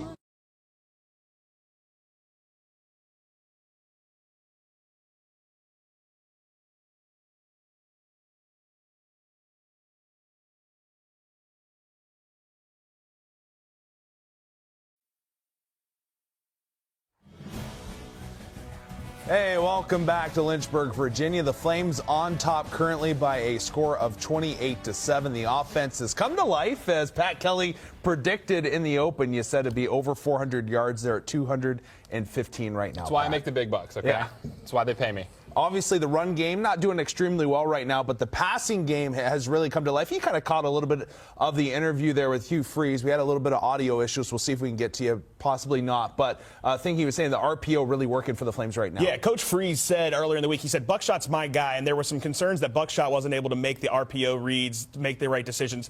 And Hugh Freeze in the interview said they're giving him. Buffalo is giving Liberty the RPO. He's taking what they can give him. We see it. He's able to simplify the game plan. And Buckshot's making a lot of good reads. He's also flowing with traffic and able to make great decisions with the ball. Yeah, Des, you talked a lot about confidence earlier on, and it seems like there's been a seed that's planted and watered so far as Buckshot's feeling pretty good right now. Right. Buckshot looks like he's a four-year starter right now. He looks like somebody that has command of the offense. I think, him being able to make quick decisions with the football, getting the ball out of his hands at a quick rate has really helped him here. And to see some points go up on the board has also been really successful for him here. All right, Pat, let's go for a walk here. We're going to break down Buckshot a little bit more over at the Island. And obviously, Buckshot had his struggles first two games against Syracuse, against Louisiana, and we're going to focus on that right now. Kind of show you the differences of what's going on between last week and this week. And prime example here right off the bat, Flames have an opportunity for a first down, and just the read is playing wrong, basically, as Stubbs was wide open. Yeah, what you can see from the screen is, as we have the screen paused here, I want you to look at the receiver at the very top, number 5. Let's go ahead and run the film. Keep an eye on this receiver. So as Buckshot's dropping back, he has a receiver that's open. Go ahead and pause the film. So at this point, he has a clean pocket. Where Buckshot should be looking is at the top of the screen to number 5. However, look where he ends up throwing the ball. He forces it. Let's go ahead and run the film. Forces it downfield to his go-to guy, Gandy Golden, with 3 guys surrounding him. So trying to force the ball, not getting the ball out on time. Let's take a look at the next clip. Again, I want you to look at the receiver at the bottom of the screen. He's in the middle here. Let's go ahead and run the film. Basically, Stubbs should be getting a lot more And let's love. pause. Let's pause. So at this point, Buckshot should be releasing this pass and throwing to number 5 in the back of the end zone, who's open. 4th down, got to get rid of it quickly. Instead, he holds on to the ball and takes a sack. Tonight, he's been much more decisive. Yeah, we moved to tonight's footage, and he has been responsive. He's been quick. Other than that second drive where things looked a little bit off, his decisions have been precise and well calculated. It's been really a credit to Hugh Freeze for drawing up this game plan. I love this play call here where Buckshot's in the backfield. As we run this, you'll see the play action here. Fakes it to the back. Let's go ahead and pause it. We'll keep the play going here. It was a great, unbelievable read on that, faking to the back, getting the ball out of his hands quickly. That's what he needs to do to be successful, and he's done that so far tonight. Another example here, you see Buckshot dropping back. He's targeting the receiver at the bottom of the screen. Go ahead and run it. As soon as you see He releases the ball, hits him on time. You can't defend that. You cannot defend a perfect pass. Yeah, Buckshot looking a lot better so far in this game. He's got 3 touchdowns so far on the day. Hugh Freeze must be happy so far. Him down on the sidelines, definitely making a difference. Much more to come. We'll be back after the break.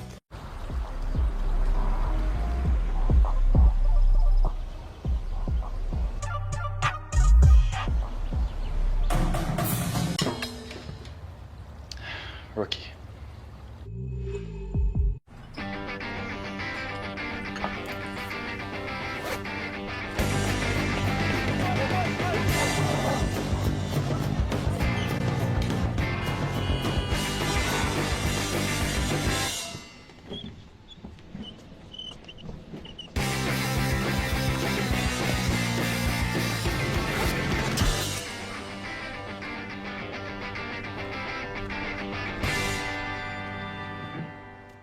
We are sisters, and we just moved in together.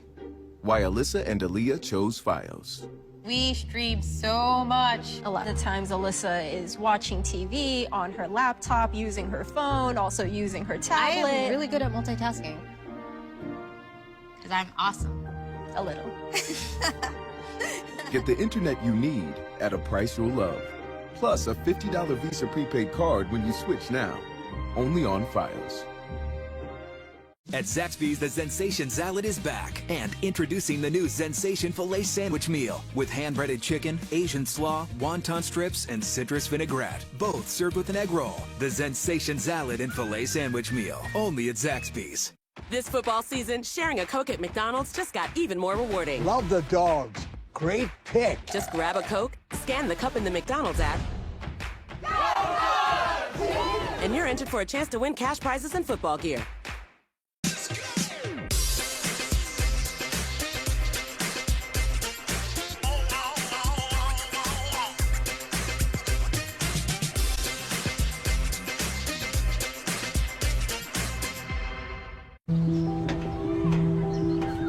I'm here to announce my retirement from sports. The pressure it takes to play at 9 is not what I expected when I started at 5. I'm done with parents picking apart my every move, with the coaches that think I'm not strong enough. I'll miss my teammates, but I obviously can't compete at this level. Any questions?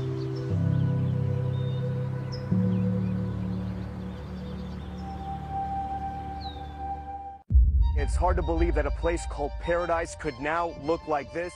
When a town has gone through what this town has, why does a game still matter? Because Paradise is a football town.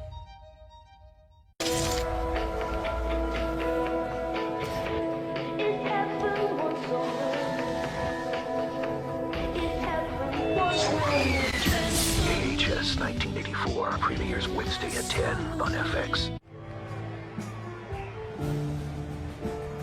Flames explode for 4 touchdowns in the first half against the Buffalo Bulls, currently leading 28-7. And really, was this expected? I know we thought there'd be an improved offensive play from this team. Were you expecting 4 TDs, though, in the first half? I wasn't. 4 TDs in the first half for the Flames is absolutely incredible. The offense is playing really well, clicking on all cylinders. Buckshot's making great decisions with the football. He's also getting the ball out quick. Pat, you said it. He can't defend a perfect pass. Buckshot's put a lot of focus in his game, and he's made really good passes. Yeah, let's run here through the touchdowns. And like you said, his decision-making has been polished in this game, and it's different receivers other than AGG getting in the end zone as well. You know, I think that's a huge thing that is happening here today, that he's not just focusing in and honing in on one guy, spreading the ball around, and him being able to do that makes the defense have to respect everybody in the pass game. So it's not crippling the Flames here today, and I think that is paying dividends for them.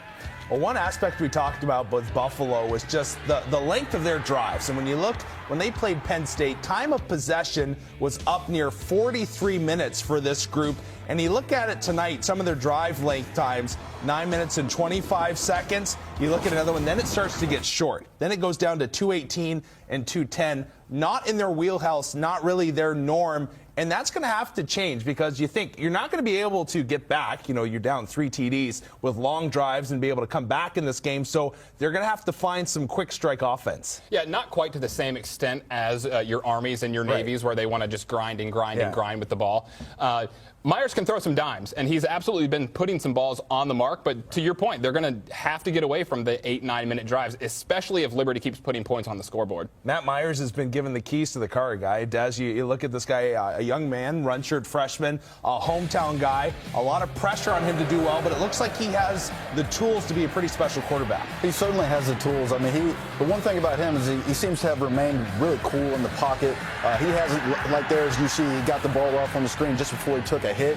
You know, he's been really cool in the pocket. He's able to throw the ball down the field really nice. He's got a nice deep ball. He's also able to run a little bit, which has definitely helped him out here in this first half. All right, Kamari, Jesse Lemonnier, this guy, dark horse for the draft next year, or next year. Is this a guy that can play on Sundays? I think Jesse Lemonnier can play on Sundays. Now, if he goes to the next level, his position might change a little bit, but he is disrupting everything Buffalo's trying to do in the backfield. You can see there he's walking the left tackle back to the quarterback, puts him on skates. Jesse Lemonnier has had a great game to this point. I predict that he will, or I'm assuming he's going to continue to have a great game moving forward because he's just disrupting everything. I mean, he's everywhere on the field right now. Yeah, 1 sack for Lemonnier so far on the day. When we come back, we'll update the stats for you and take a look around the league.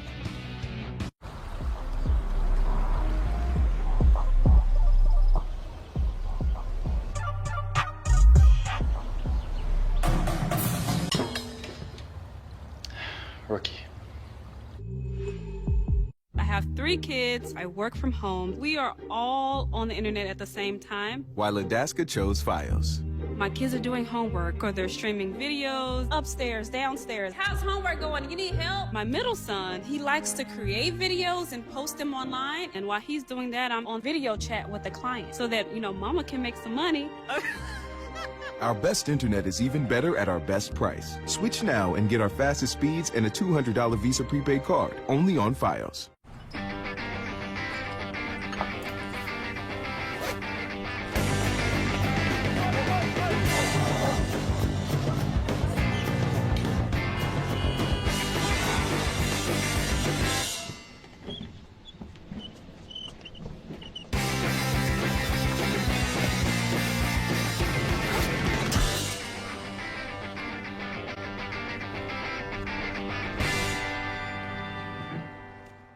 This football season, sharing a Coke at McDonald's just got even more rewarding. Love the dogs. Great pick. Just grab a Coke, scan the cup in the McDonald's app, and you're entered for a chance to win cash prizes and football gear. It's all about the youth. Love that pick. So whenever you see another fan... Not so fast, my friends. We got you, Coach. Join Coach Corso and share a Coke.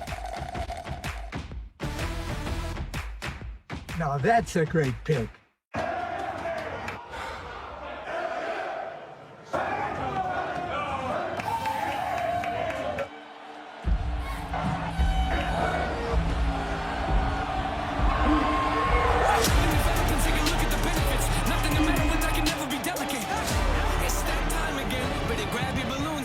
Your friends, see bounce back on, yeah, strap them in. Look at me, everybody, I'm smiling big.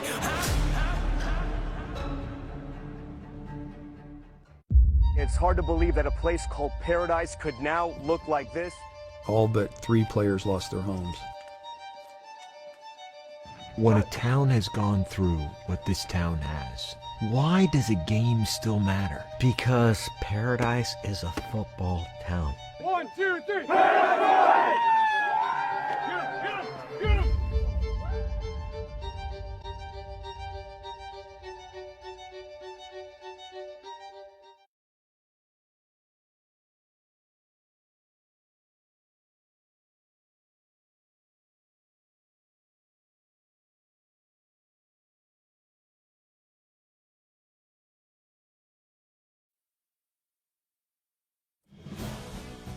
Welcome back to Lynchburg. Once again, the Flames up 28-7. Time to take a look at our Carter Bank & Trust first half stats. And Des, the real thing that makes you wonder here, 8 yards rushing for the Flames. Basically, you walked farther to the bathroom before the show. So you've got more yards on the night than the Flames running backs here. Yeah, I mean, Frankie's going to have to step his game up here if he wants to outrush me. But I think the reason why they're having 8 yards here in the first half is because they've been in such a rhythm passing the football. They've had a lot of focus on passing the football here.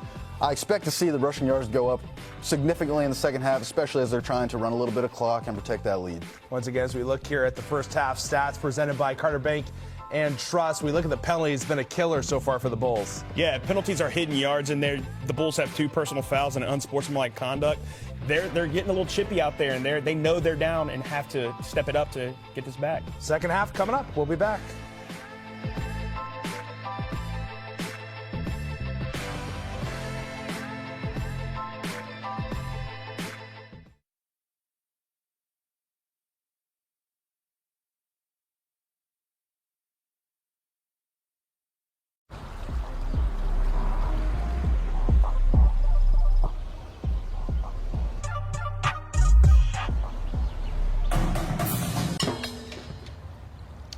Rookie.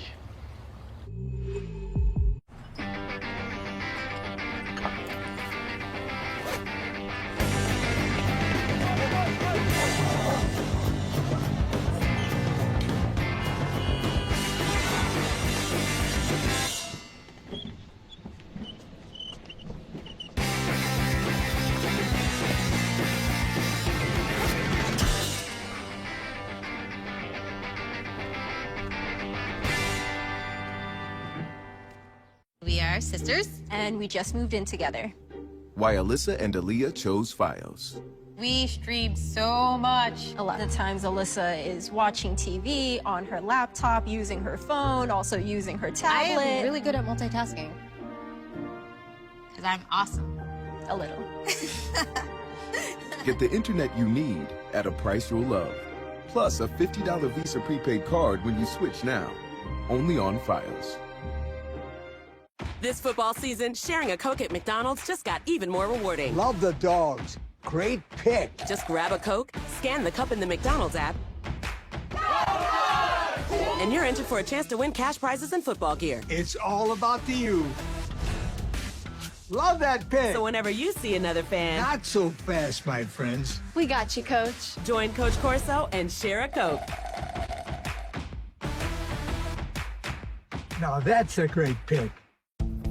The Home Depot is making it easy to turn your imagination into the perfect color to transform your room with the Project Color app. Get a colorful new experience and everything you'll need to paint something great at your destination for the best brands, the Home Depot. More saving, more doing. There's no blood test for adversity. It's the hardships we face that truly give us courage to do the right thing, even when it's the hard thing. It's what we do every day. I mean, if you haven't thought about switching to Geico, frankly, you're missing out. Your marshmallows. The mobile app makes it easy to manage your policy. Even follow... Whoa, whoa, whoa, whoa, whoa, whoa, whoa! My bad. Geico. Whether your gang is soft, crunchy, or straight up locos, get a party pack delivered for your next get-together. Taco Bell Party Packs. Get the goods delivered on TacoBell.com.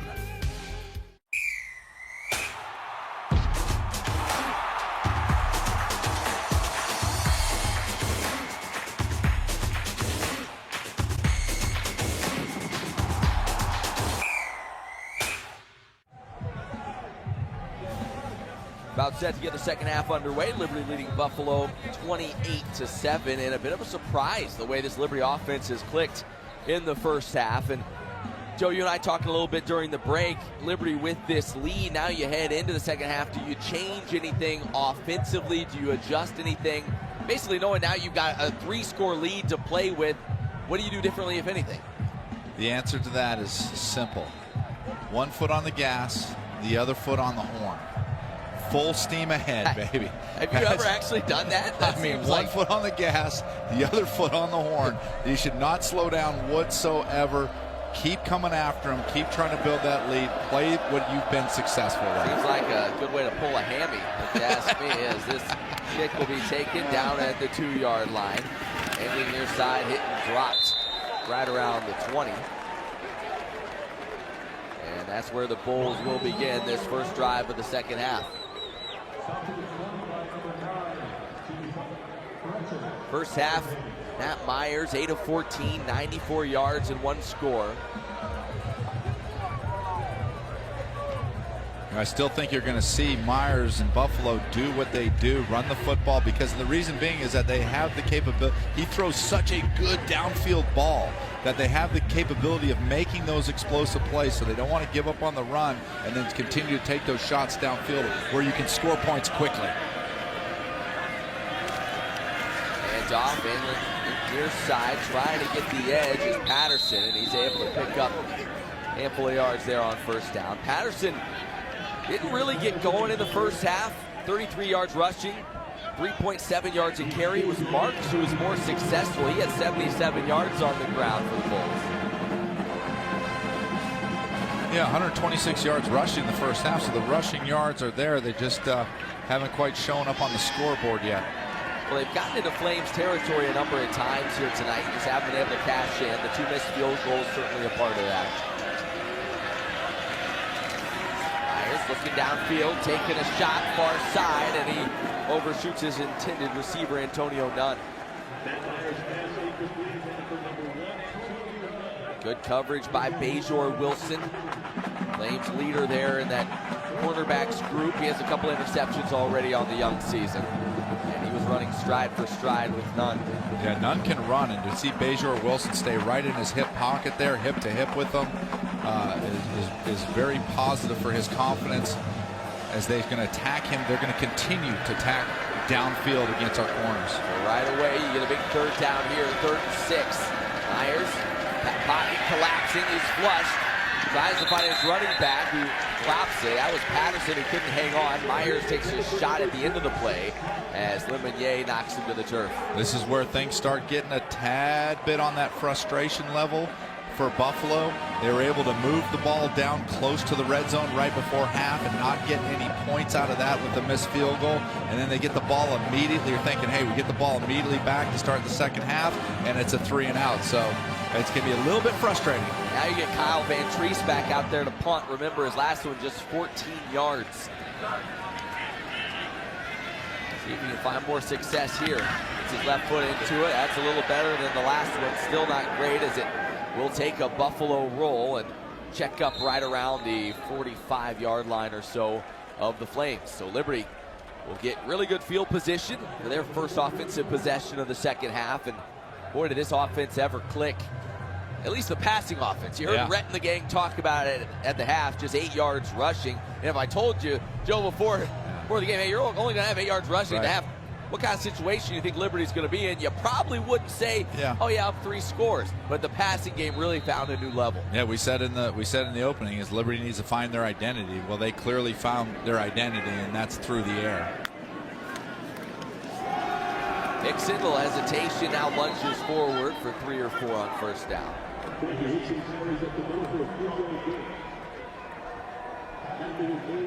I like the fact that Liberty gets a 3 and out, and they come right back and they're on the ball. Quick run for 3 yards up the middle, but they're on the ball and they're trying to get a little bit of tempo going.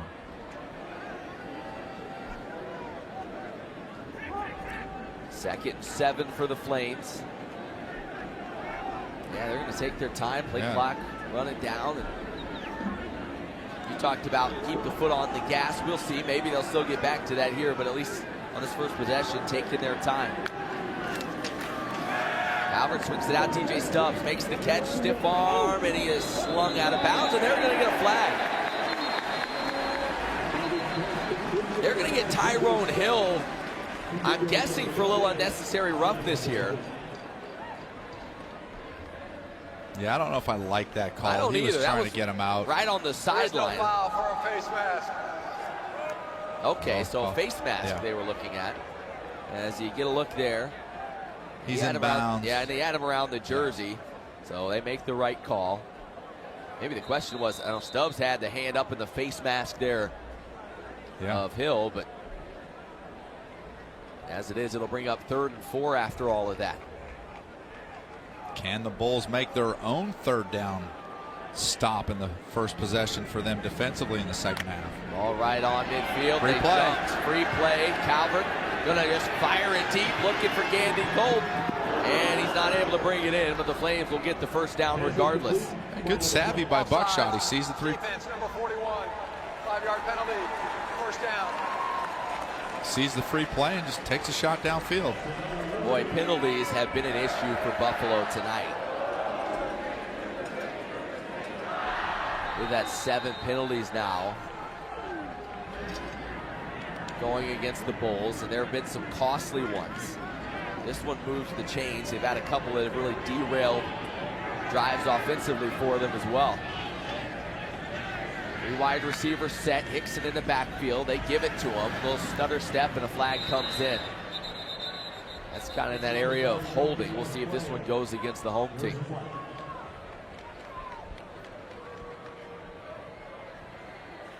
Holding. Offense number 65. 10-yard penalty. First down. The center, Thomas Sargent, called for the hold there. So that'll back Liberty up. Just their second penalty on the evening.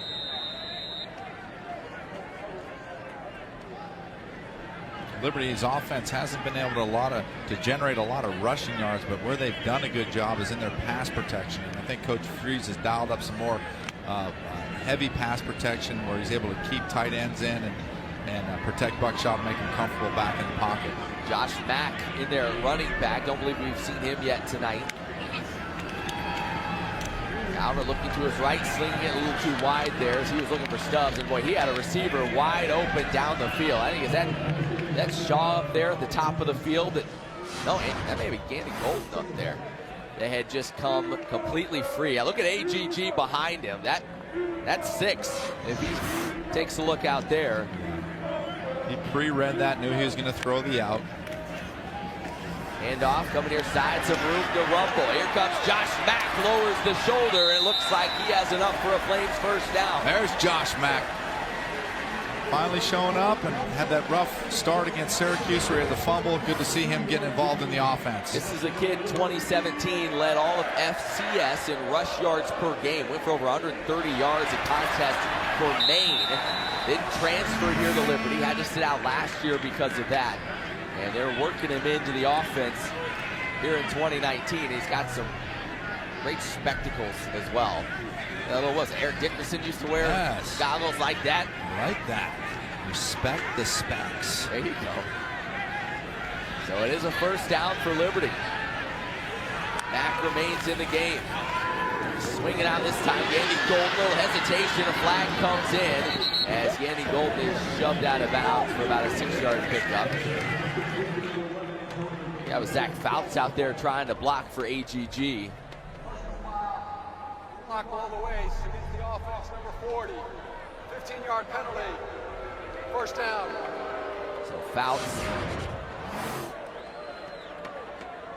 That block down around the knees, trying to free up his receiver. And once again, the Flames with a big penalty on first down.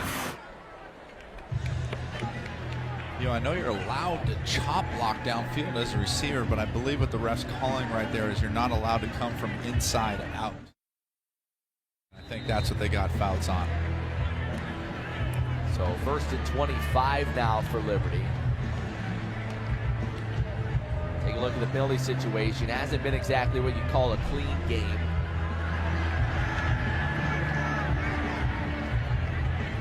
Josh Mack remains in the backfield to the left of Calvert. Kevin Shaw singled up down here. Bulls trying to bring some pressure. Calvert gets time, looking deep, and it'll fall incomplete. He was trying to connect with Damian King downfield at one-on-one coverage, but the coverage was good. That's Devin Russell. Yeah, real good coverage right there. Bulls playing 2-man across the board. 2 deep safeties. So was able to stick with them. Don't panic, stay in his hip pocket. Good coverage. But I like the fact that Buckshot continued to take shots downfield. Gonna fire this one to his tight end, Fouts. He snags it, able to pick up 7 or 8 there. You bring up third and a little more manageable. You start looking at a 3rd and 14, 15 roughly. You're in that 39-yard line. Could this be pick up half here, 2 down, or potentially get in field goal range? And just see what Hugh Freeze and Ken Austin dial up here on 3rd and long. 9 different receivers now Buckshot has connected with tonight, as he has spread the wealth. Here comes the pressure, and he's dropped from behind. The pressure came. Malcolm Koonce off the edge, and he picks up his 2nd sack of the season. Yeah, Malcolm Koonce just ran right around the tight ends. You see what Hugh Freeze is trying to do. They're trying to leave an extra blocker in their Fouts as a tight end to be able to max protect, but you got to block somebody, and he's able to get around the corner and get to the quarterback. So the concept is great, but you got to match up and do the job. Yeah, Fouts barely got a hand on him. Koonce, the junior, Peekskill, New York, and he'll put the Flames in a punting situation now. Aiden Alvis in there to kick it away. High, short punt. Fair catch called for and taken at the 19. And that'll get us to a timeout. Offenses scuffling a bit here early in the 2nd half. Flames still on top, 28-7.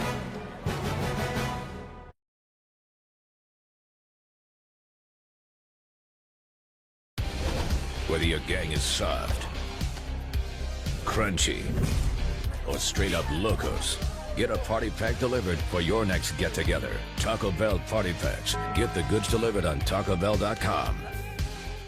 Dodgers, Mets, Sunday Night Baseball, tonight on ESPN.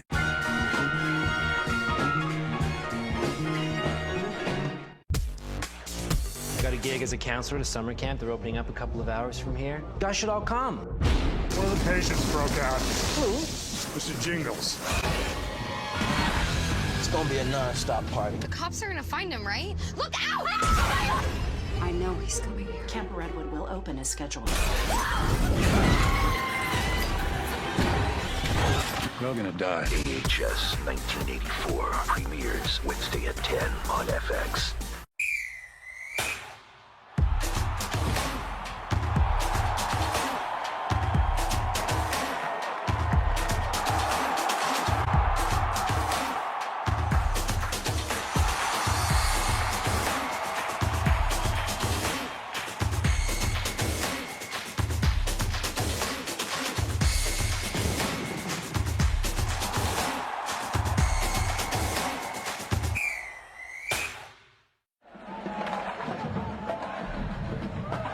Welcome back to Williams Stadium as Buffalo takes on Liberty. They'll take the football again once more. Now, here's the thing for Buffalo's offense. We saw it against Penn State.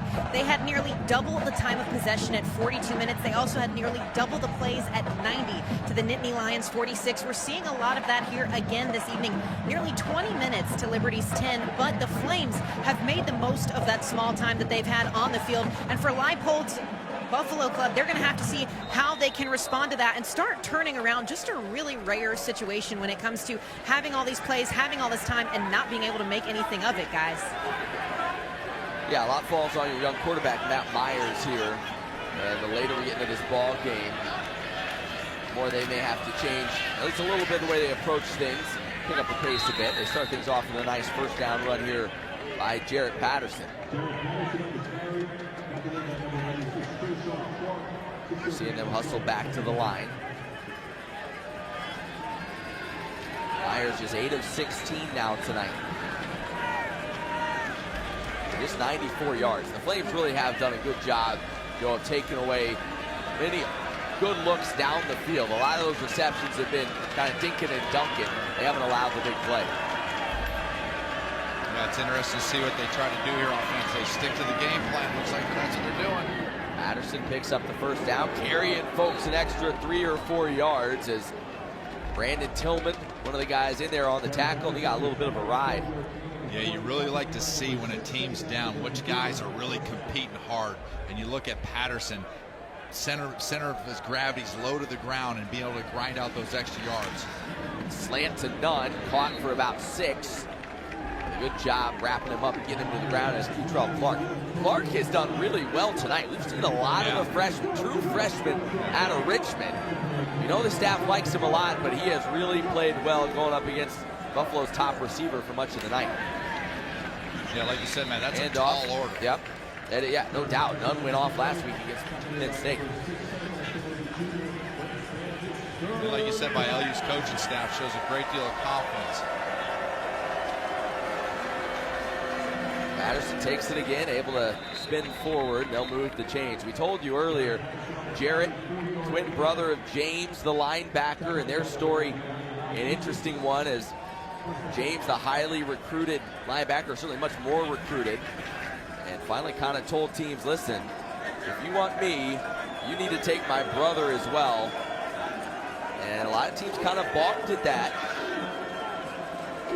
But they found a home in Buffalo, and boy, has Jarrett ever really burst onto the scene. Great article about that by Rachel Lindsay, Buffalo newspaper writer, that has a great article on the brothers and their relationships. And there's a look at the two. James a little bit bigger than his brother, and they said, you know, he got his first offer, James did, and the article said, you know, all of a sudden he's looking around for his brother. Jarrett couldn't find him. He was in the bathroom crying because he felt like my offer's never going to come. Nobody's, you know, looking at me and thinking I can be a FBS level player. Finally, Buffalo got him on campus, and really even at that point didn't expect a ton out of Jarrett. Next thing you know, he's MAC Freshman of the Year, goes over 1,000 yards, and you can see not only just the skill level but the toughness that kid possesses. Here's the shot, looking for none. Coverage, a little too good. Flag comes in. That was actually Daniel Lee, the intended receiver, and the freshman gets caught that time, a little too physical. I'd like to see this on replay. If that was pass interference, looked like maybe just a little bit of jostling going on. Pass interference, defense, number 23, 15-yard penalty, first down. Little hand fighting, not a ton of contact, but maybe a grab of the jersey there as well. Him. Left hand on the jersey, he's able to grab and tug at him, so I think that's what they got him with. Not a bad call. So now this Buffalo offense in Flames territory and moving. Got to take advantage of this and get points on the board if you're the Bulls. Handoff coming near side. Look at Patterson reverse his field. Picks up a block from his quarterback. All of that, and a big lick at the end of it by Timmy Fox. A lot of running for basically no gain there by Jarrett Patterson. That was an exciting half yard. Patterson bounced in there, bounced back over, and then we'll get a timeout on the field. Injured player. We'll check in on him when we come back. Flames lead it 28.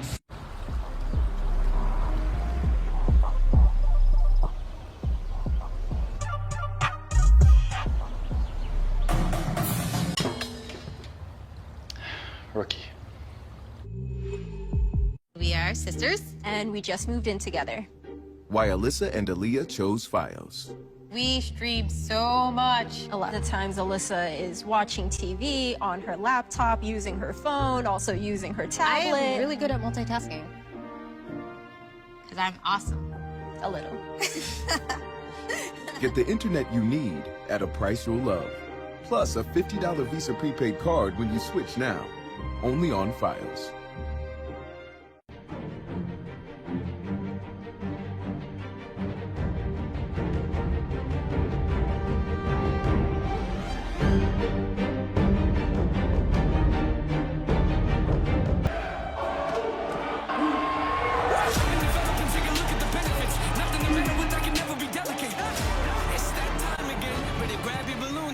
Your friends.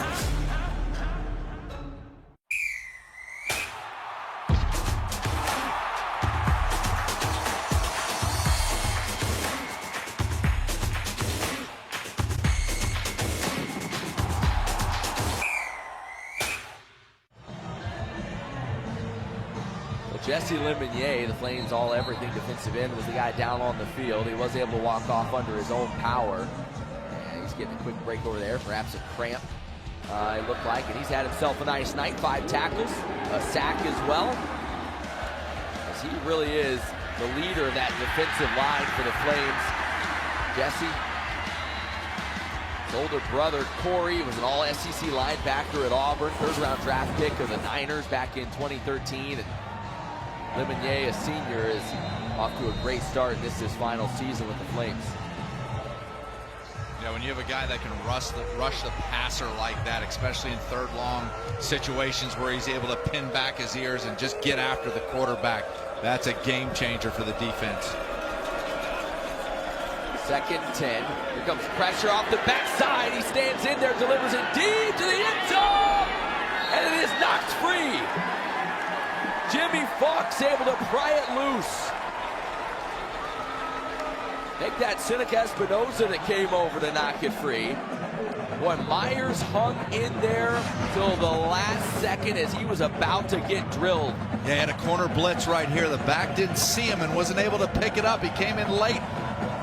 That was Fox that delivered the hit. And that was Dylan McDuffie who almost snagged that one. Great defensive play. Put your hand right between the arms and then rip at the ball.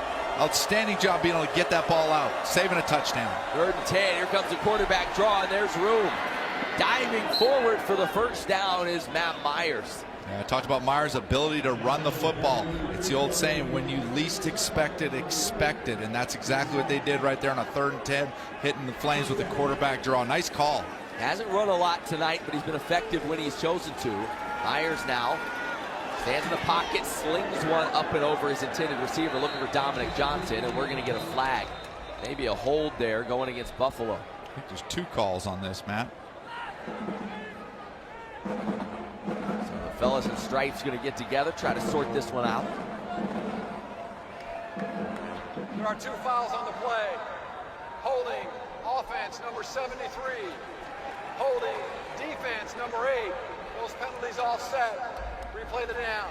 First down. 2 penalties. We give you 2 looks at the official. That's how we do it. As those will offset. Let's do it again.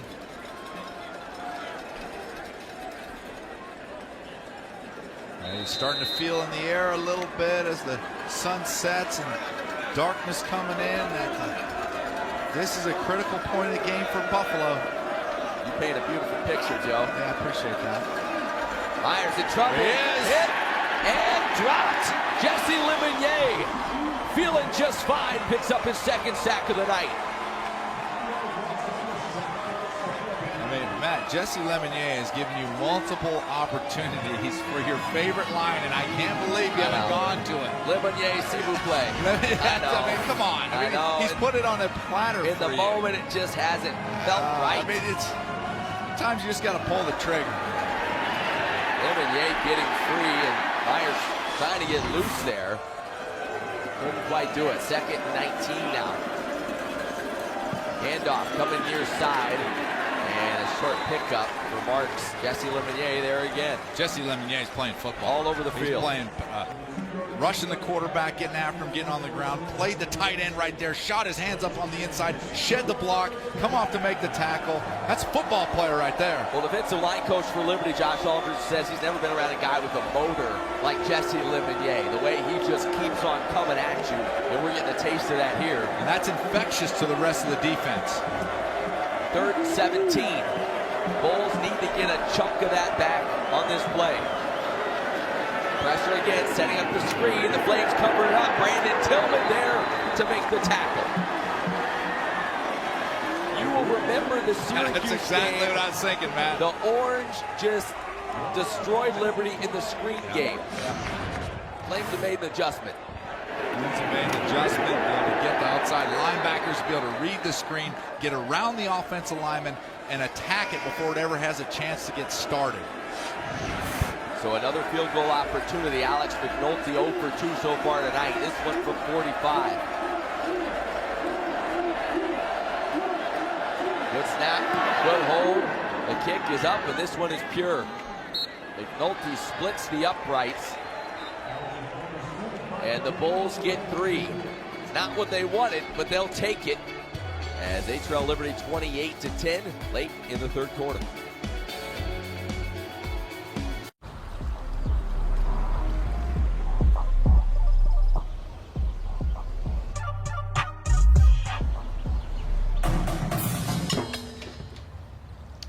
Rookie. We are sisters. And we just moved in together. Why Alyssa and Aaliyah chose Fios. We stream so much. A lot of times Alyssa is watching TV on her laptop, using her phone, also using her tablet. I am really good at multitasking. Because I'm awesome. A little. Get the internet you need at a price you'll love. Plus a $50 Visa prepaid card when you switch now. Only on Fios. Businesses keep our world running, and Cintas keeps them running by helping them make sure workers are well equipped and companies are well prepared.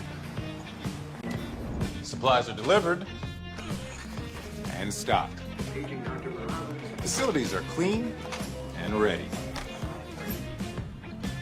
Every day, over 1 million businesses depend on Cintas. Get Cintas and get ready for the workday. This football season, sharing a Coke at McDonald's just got even more rewarding. Love the dogs. Great pick. Just grab a Coke, scan the cup in the McDonald's app, and you're entered for a chance to win cash prizes and football gear.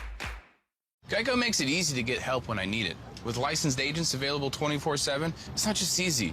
It's having Jerome Bettis on your flag football team easy. Go get him, Bus! Geico. Licensed agents available 24/7. There's no blood test for adversity.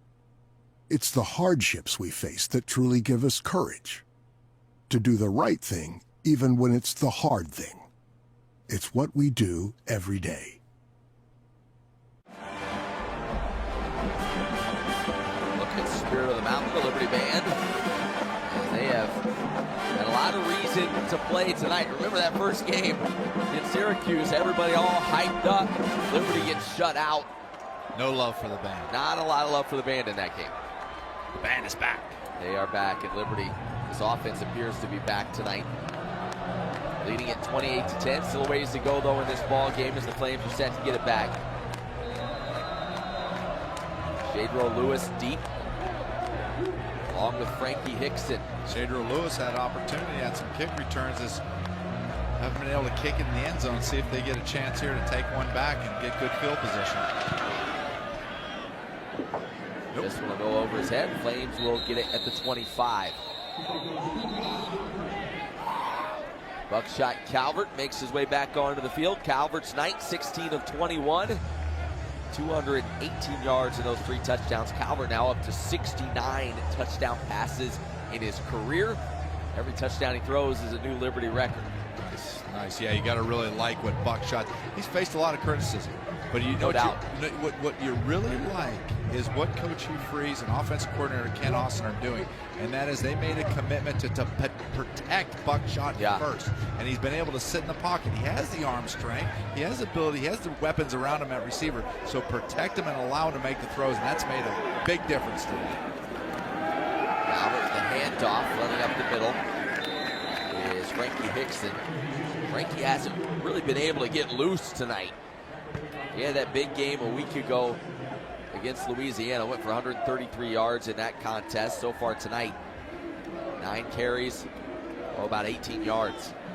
Yeah, it is interesting to see what is Liberty going to try to do right now. Will they try to grind it out and get some first downs using the rushing game, or do they just want to keep throwing the ball and spread it around and keep the pedal to the metal?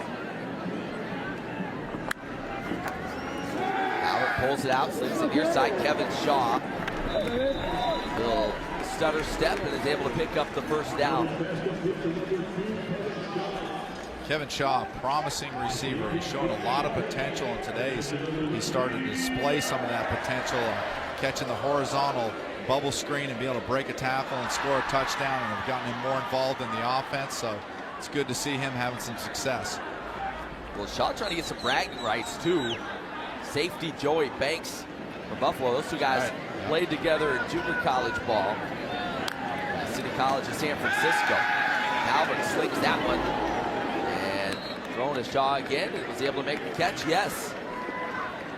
Yeah, that was a dangerous throw. They tried to give Buckshot a cover 3 look where the corner was going to bail out, but then they moved him up into a cover 2 look, and he was almost able to jump that. That could have been a potential pick 6 the other way. They got away with one right there, but Kevin Shaw be able to make the catch and move pick up 7 yards on that play, put him into a 2nd and 3. Shaw now 5 receptions, 67 yards. He has really been a weapon and a target that Buckshot Calvers look too often tonight. Calvert with the handoff. Not much running room as Hickson tackled around the line of scrimmage. Bring up third, about 4.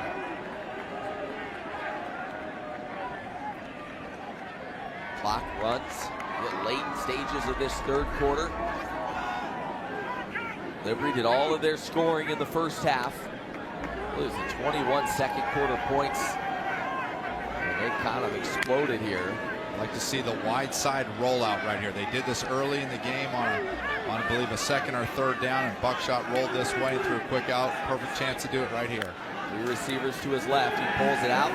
Looks for the one-on-one matchup down the field and overshot Gandy Golden.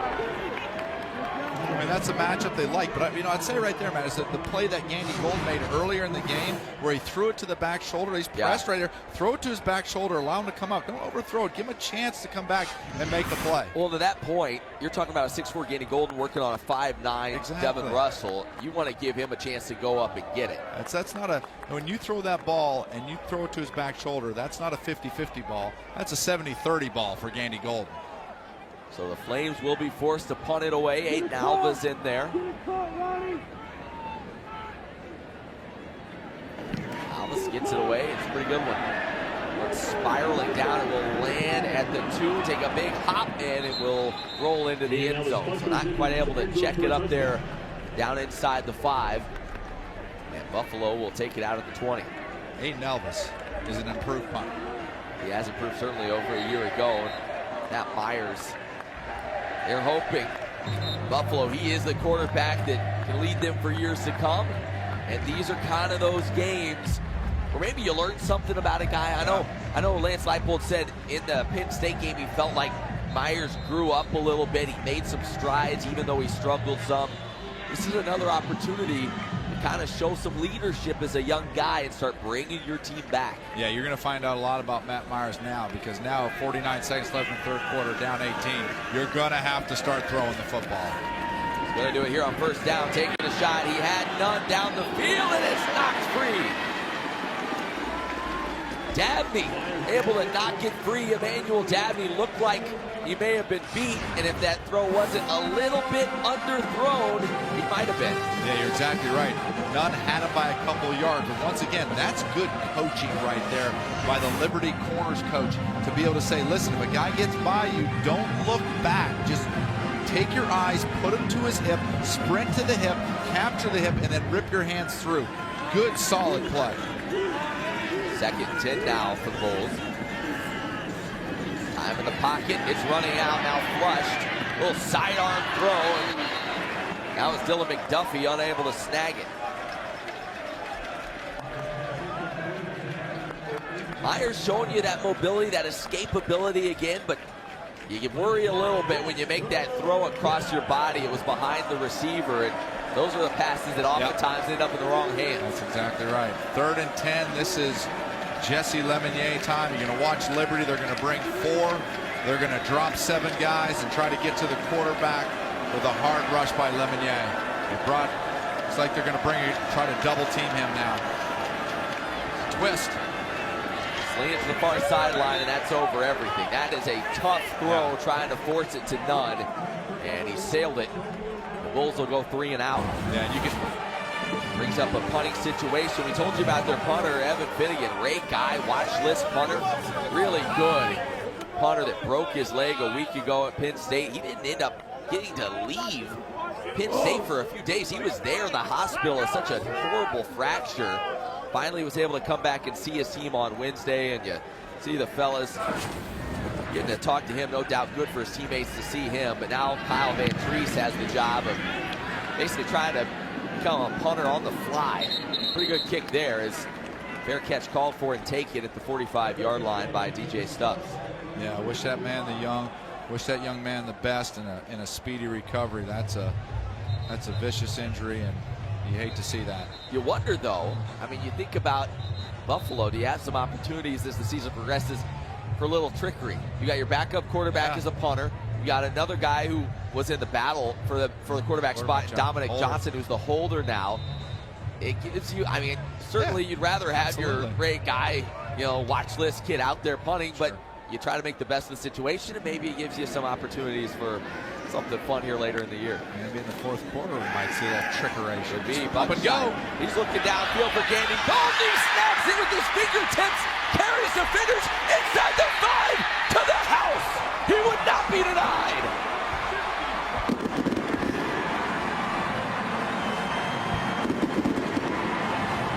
That is a grown man. Couldn't have said it any better, Matt. Gandy Golden not only made a fingertip grab, just like you said, he was not going to be denied until he crossed that goal line. That'll get some NFL scouts' attention. You will see that play shown when he is drafted this April. Extra point up and good. That was just sheer will and a whole lot of strength. They got him across the goal line.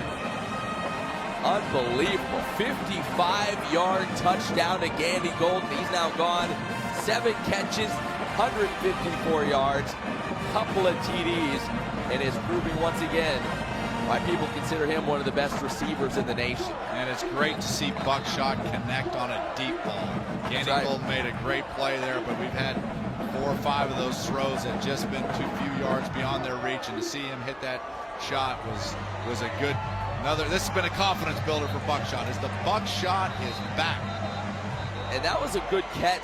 Gandy Golden, I mean, that was a finger he tipper. Barely snagged that, then kind of regathered, and then and here's the showed thing. off that strength. Here's the thing too, Matt, is you tell receivers you don't want to put your arms out until the very last second. You see receivers running down the field with their arms. You're not running a 40-yard dash. You don't run them with your arms standing out. You want to sprint as hard as you can, and then at the last second, just put those hands out there to make that fingertip grab.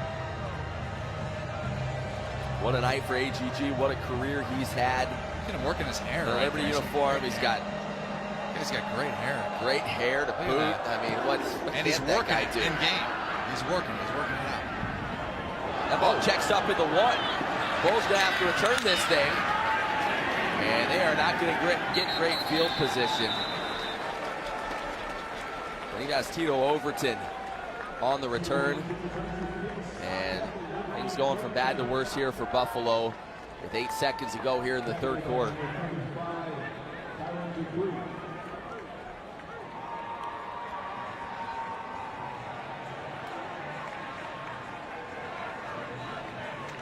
Well, for folks that watched Liberty's first 2 ball games, I think they're about as stunned as anybody else here in the stadium is at just how different this offense has looked. And we've mentioned it, I know it's probably feels like a little bit of a broken record here tonight, but I'm telling you, those last 2 games for the Flames, this is not the same offense that we saw. Play a game. Offense, that's not what you want either. A delay of game coming on the field after a kick return. Penalties continue to rack up, 8 of them now going against the Bulls this evening. And that look Lance Leipold about says it all. He is not a happy guy there on that sideline. Yeah, it's going from bad to worse right now. But if there's ever time for the Bulls to put together a drive to give themselves any shot whatsoever, now's the time. Handoff. Not much running room. And that will get us to the end of the third quarter. Antonio Gandy Golden just showing off here. 55-yard score. And that is one strong dude.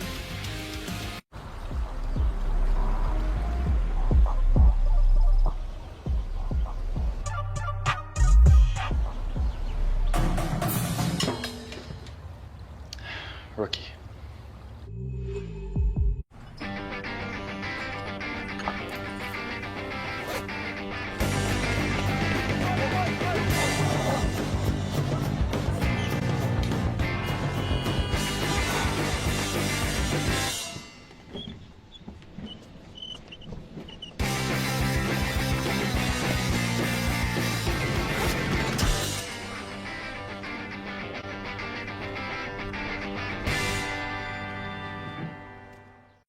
sisters. And we just moved in together.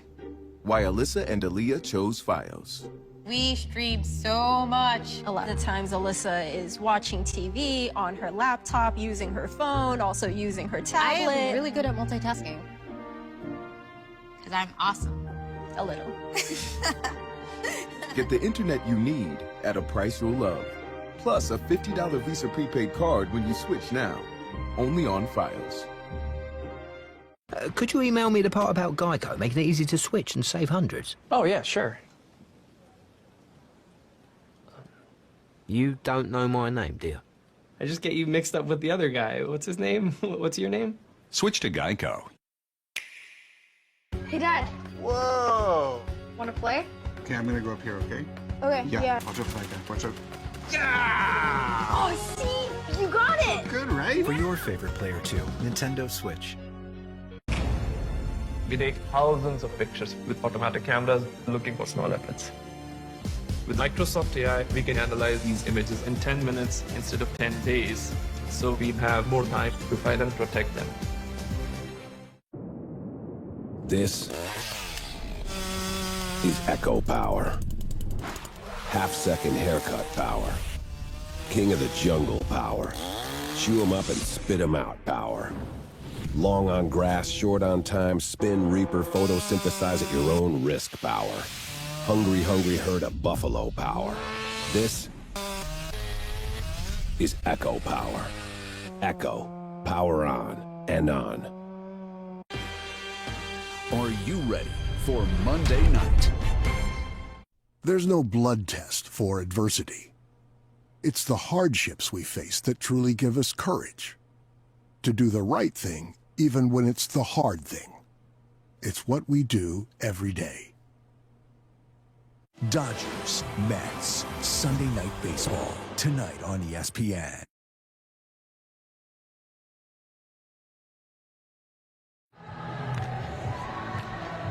AGG has the Flames up 35-10 as we're about to enter the fourth quarter. And one thing we can take a look at here is third down conversion. You look at the first two games, Flames, a total of 5 for 27. Not too good. Yeah, not real pretty at all. Right. 18%, I think. And 18.5 to be exact. Oh, yeah, let's make sure we get that. But tonight, 40%, super impressive. Yeah. We've doubled what the third down conversion rate was. And Matt does a lot of situations tonight as well where they haven't even had to worry about third downs. They're getting it down on first and second, getting chunks of yardage. Which is huge here for the Flames. I mean, they haven't necessarily had a great run game here today, but they've had quick passes to get 5-6 yards here on first down, which has led to them not having as many third downs. Well, I am hyped up about the fourth quarter, but I don't know if I'm as hyped up as Joe Yock was last night at the UNC Wake Forest game. Check out the moves here. It's the Yock-emotion. It's the Yock-emotion. I don't know, cement hips, whatever you want to call them, but you turned into a bit of a sensation last night, Joe. I mean, hips like a paint mixer right there. That's it. I mean, look at those. I mean, that's just smoothness defined. Look at that move right there. Yeah. Woo! See, here's my thing. Feel it. Joe, I've I've watched this a number of times, obviously. I don't know if there's ever been a song written that actually syncs up with those dance moves. Like, I don't know, what song was that? Mac Brown danced in the locker room for the Tar Heels after South Carolina. He said he's never dancing again. And so, somebody's got to carry on. As he used to say to us, you got to hold the rope. Yeah. Right. So that's what I'm doing for you, Coach. I'm holding the rope with your dance moves. Your wife probably thinks something else you do with that rope after embarrassing her on national television like that. She texted me, Joey. She calls me Joey. Yeah. Joey, please stop. Yeah. Nicely done. You've gotten a lot of internet love for that, Joe. I don't know if I'm proud or embarrassed or what, but proud of me. We're just watching Tar Heels have a little fun. We enjoyed it. That was a nice completion there to Antonio Nunn a moment ago. 27 yards, his biggest chunk of the night. Now Myers has some room to run. He'll do so. And nice tackle in the open field by Seneca Espinoza as that picks up what looks to be another first down for Buffalo. Yeah, you start playing man coverage right there. You're able to run everybody off. Linebackers get out of the way and opens up a big hole right down the pipe. Taking a shot down the middle of the field and overshooting his intended receiver. I'll tell you what, Matt, what I've really been impressed with tonight is Liberty's corners and their downfield coverage. Even when the Bulls receivers have been able to get behind them, they've had great makeup speed and have been there to make plays, because the Bulls have taken, Myers has taken a lot of shots downfield with not a ton of success. Yeah, and Myers now just 11 of 24 on the night, so not nearly as efficient as they were hoping for coming in. Second down. Again, has some time in the pocket. And fired wise, we're going to get a flag comes in. Looks like they may have got Dejor Wilson as he was trying to defend Marlon Johnson there.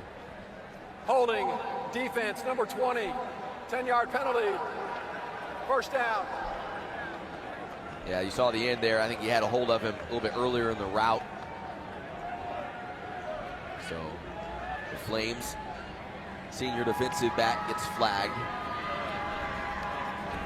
Flames coming out on this drive and playing a lot of man-to-man. Good mix-up by Scott Simons. Has hit him with some zones, brought some different type of blitz pressures from the outside linebackers, safeties, corners. Had a great mix-up in his call defensively tonight. Myers, look out. Jesse Lemonnier. What a night. Third sack of the night for Lemonnier. And there's a great point of the mix-up right there. He's gone man-to-man. Simons has gone man-to-man the last two downs. He mixed up with the zone and confuses the quarterback and allows Lemonnier to make a great sack. Masters sideline. Reception made by Dylan McDuffie. He's quickly dropped. As Amari Jenkins there to make the tackle. I'll tell you what, between the two number 11s for Liberty, those guys, they may have a little debate on who's had a more impressive night. Antonio Gandy Golden or Jesse Lemonnier. 3rd and 11. Lemonnier again. Nearly got him. Myers gets free now and is able to pick up 5 or 6 yards with his feet, but boy, he's going to have nightmares about Jesse Lemonnier tonight. He has been all over him. Lemonier's hair is on a little swim move right there. High shoulder swim move right there. He is all over the field tonight. 4th and 7. You have to go if you're the Bulls. They are. They leave the offense on the field and have a 4-wide receiver set now.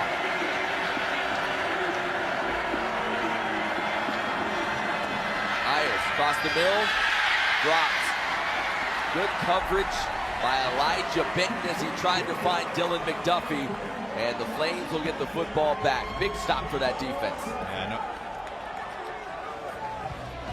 This defense has really stepped up. The offense will get a lot of the headlines, but this Liberty defense has gotten the job done. They lead at 35-10 with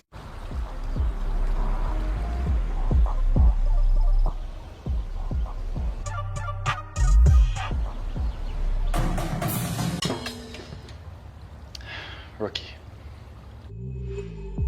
We are sisters, and we just moved in together. Why Alyssa and Aaliyah chose Fios. We stream so much. A lot of times Alyssa is watching TV on her laptop, using her phone, also using her tablet. I am really good at multitasking. Because I'm awesome. A little. Get the internet you need at a price you'll love. Plus a $50 Visa prepaid card when you switch now. Only on Fios. This football season, sharing a Coke at McDonald's just got even more rewarding. Love the dogs. Great pick. Just grab a Coke, scan the cup in the McDonald's app, and you're entered for a chance to win cash prizes and football gear. It's all about the youth. Love that pick. So whenever you see another fan... Not so fast, my friends. We got you, Coach. Join Coach Corso and share a Coke. Now that's a great pick. There's no blood test for adversity. It's the hardships we face that truly give us courage. To do the right thing, even when it's the hard thing. It's what we do every day. I mean, if you haven't thought about switching to Geico, frankly, you're missing out. Your marshmallows. The mobile app makes it easy to manage your policy. Even follow... Whoa, whoa, whoa, whoa, whoa, whoa, whoa! Oh, my bad. Geico.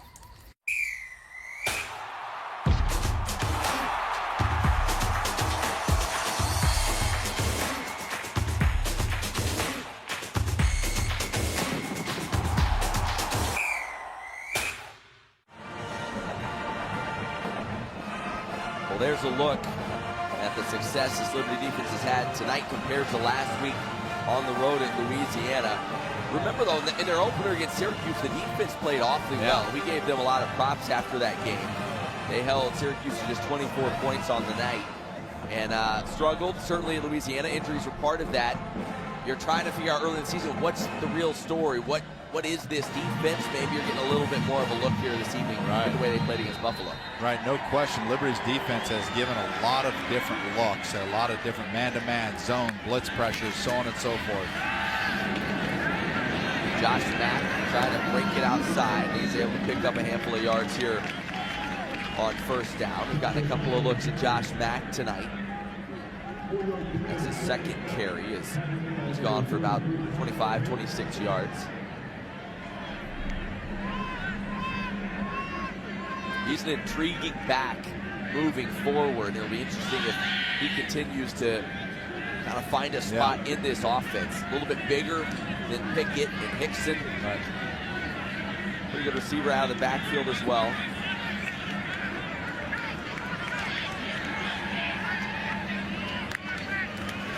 They give it to him again. Goes into a pile, keeps the legs moving, and picks up a couple of yards. Let's check in one more time with Melanie Newman. Melanie?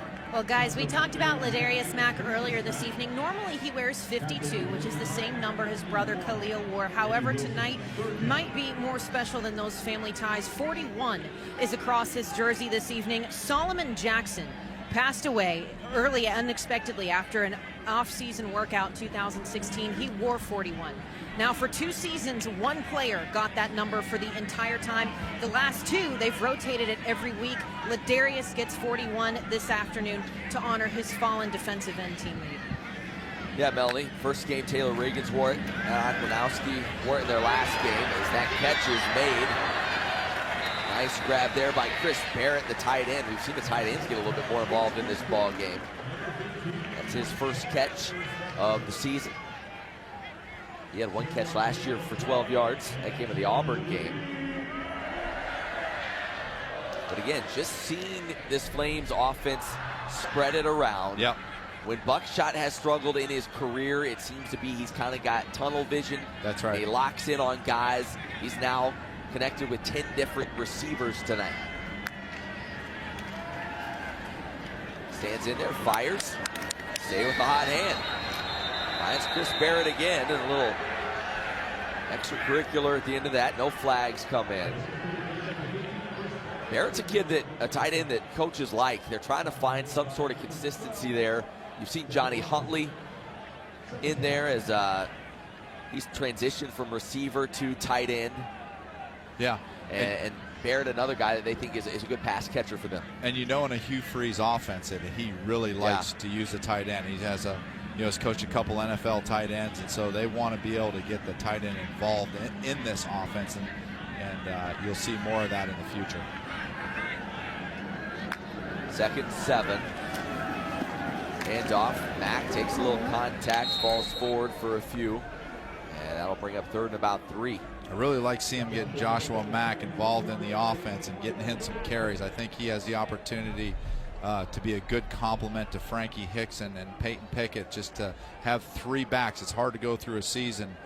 Backs have a tendency to get a fair amount of injuries just from the amount of contact they take. So to get Joshua Mack involved in the offense, and he's going to be a big part of giving them an opportunity to have some success down the road as the Flames play more games. Well, Mack, feel bad for the start he got off to in a Liberty uniform. First game against Syracuse, 2nd carry of his Liberty career. Inside the 5-yard line, fumbled it when it looked like he might go in for a score. He's kind of trying to bounce back from that as that pass sails a little wide, intended for TJ Stubbs, and it'll bring up 4th down. Stubbs just 1 catch tonight for 2 yards.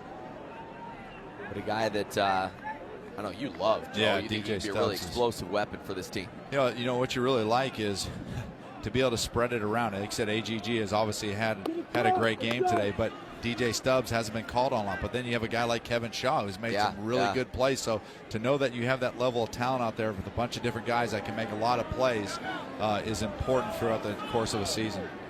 Ron Cook Jr. stands back inside his own 10, awaiting this punt. Calls for the fair catch and takes it at the 11-yard line. That'll get us to a timeout. Liberty trying to close out their first win of the season. They lead at 35-10.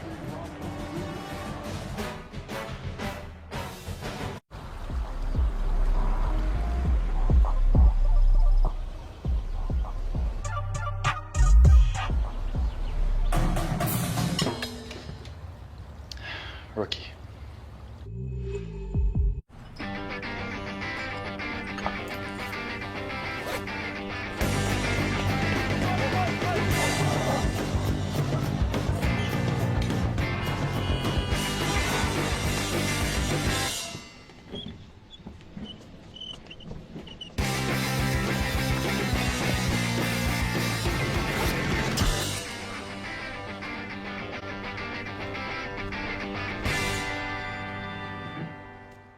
I have 3 kids. I work from home. We are all on the internet at the same time. Why Ladasca chose Fios. My kids are doing homework or they're streaming videos upstairs, downstairs. How's homework going? You need help? My middle son, he likes to create videos and post them online. And while he's doing that, I'm on video chat with the client so that, mama can make some money. Our best internet is even better at our best price. Switch now and get our fastest speeds and a $200 Visa prepaid card, only on Fios. Longhorn's Cookout isn't something you want to miss, because that'd mean missing our fire-grilled ribeye, sides that turn a meal into a feast, hanging with your closest friends. And missing all that would be, sad. Come in for our limited-time Longhorn Cookout with the unforgettable 18-ounce fire-grilled outlaw ribeye, Longhorn's new mixed grill, and our famous full-rack baby back ribs with steakhouse mac and cheese. That's how steak is done. Longhorn Steakhouse. You can't fake steak. Taco party! Taco party! Taco party! Taco party! Which one of you ladies ordered dessert? I did. Strawberry chocolate! Anything goes in old El Paso.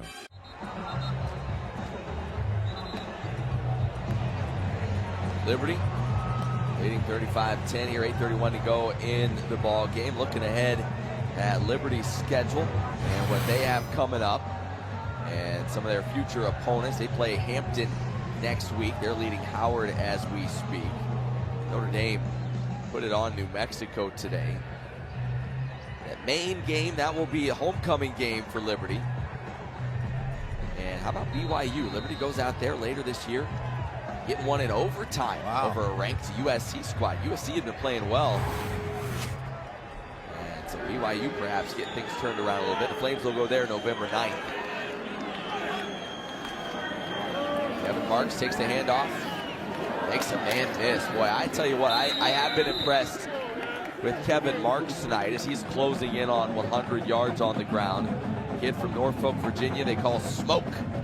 Smoke. You like that? Smoke. Yeah, that's pretty good. Remember Smoke Mizzle? I do not. UVA? Yeah, a few years ago. I just love the name. Smoke Mizzle.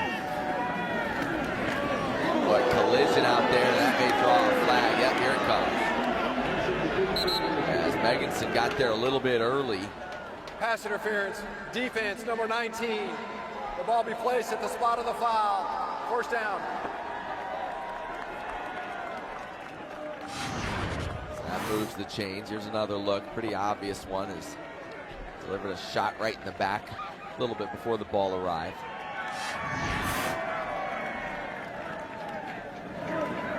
We need a lot of things to go right if you're Buffalo at this stage. The first being a quick score here. You got to take some shots. Yeah, they've taken their shots downfield today, but it has to get a little bit frustrating after a while with the job that Liberty's corners have done on them. And now you're going to see Liberty back off, try to keep everything in front of them. They want to try to dink and duck down the field. It's just going to burn a lot of clock.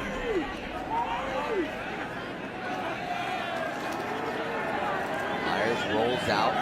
Has a little time now, throwing back across the field. Looking down, feeling traffic, and it's knocked down. Daniel Lee was the intended receiver, and there were a whole host of people there waiting on that one to come down, including Keitrell Clark. Yeah, he's played really well today. That was a long throw. Myers was able to get outside the pocket, but by then the receiver got so far downfield, he just outran his arm. So 2nd and 10 now.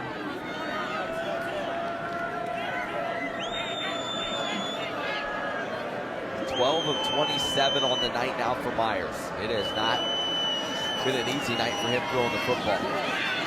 Now a little bit behind his receiver.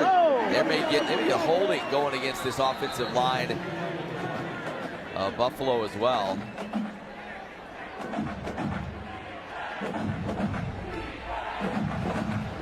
Holding, offense, number 66. Penalties decline. 3rd down. That going against Jacob Gall, sophomore offensive lineman. And this offensive line, we talked a lot about it during the week. We talked about it earlier tonight. Veteran group. They played really well, had allowed just 1 sack in the first 2 games. But they have really had a hard time with this Liberty D-line. Specifically Jesse Lemonnier. Handoff. Coming near side, marks with some room to run, lowers the shoulder, takes a hit, and falls forward for the 1st down. Yeah, a little surprised that Liberty didn't take that penalty, the holding penalty, turn it into a 2nd and 20 instead of a 3rd and 10. You want to keep them backed up as much as you can. You know they're going to most likely go for it the whole time. Myers throws a dart. Oh boy, big hit. Jarred that one loose. Nunn nearly grabbed it. And that was Micah Glaze, the freshman safety, delivering the blow. Freshmen are stepping up today, aren't they, Matt? You're seeing some of the future, perhaps, of this Liberty defensive backfield. Glaze with a big hit. Keitrell Clark, as well as he's played.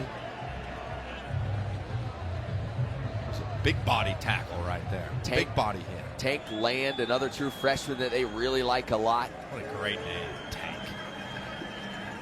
Is that a nickname or is that a real I think it's a nickname, but you don't get that a lot from the defensive back, It's usually like a D tackle you get. Tank. Time in the pocket. That one snagged after a little bit of a bobble.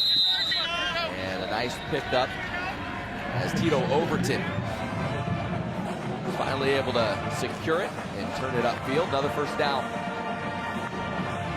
Overton, a junior, had 1 catch last year. Again, this receiving core, you're basically starting from scratch other than Nunn.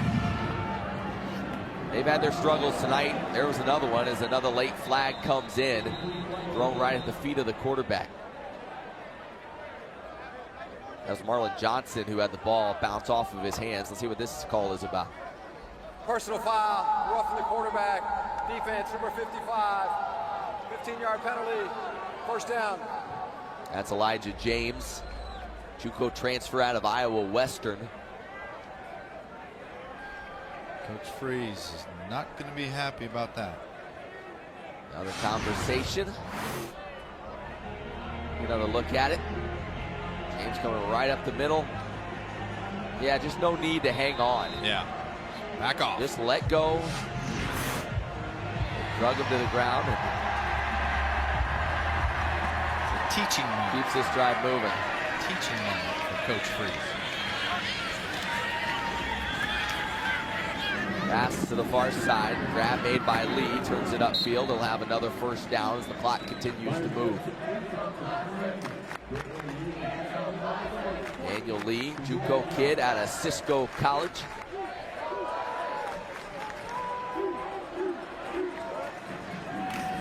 Handoff. Slowed up initially was Patterson, and then Jesse Lemonnier able to get there to get him down after a short pickup. That's the 17th carry of the night for Patterson, as he's gone for about 69 yards. Patterson's such a strong back. Good throw and catch there for the touchdown. As Myers made that one look easy, finding his redshirt freshman tight end Cole Burniston. So they are without their starting tight end, Zach LaFave.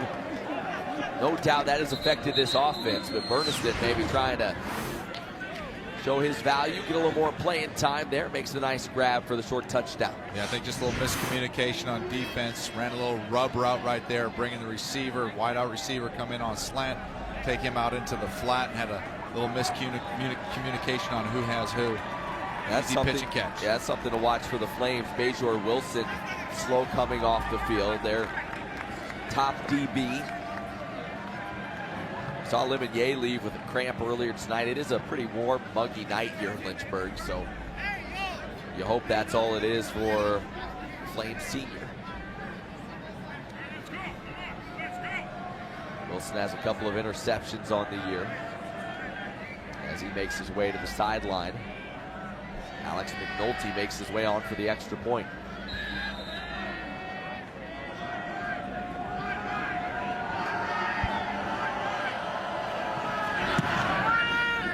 Up and good. So Buffalo puts another score on the board. Might be a little too little, a little too late. Flames lead at 35-17, 6:09 to go.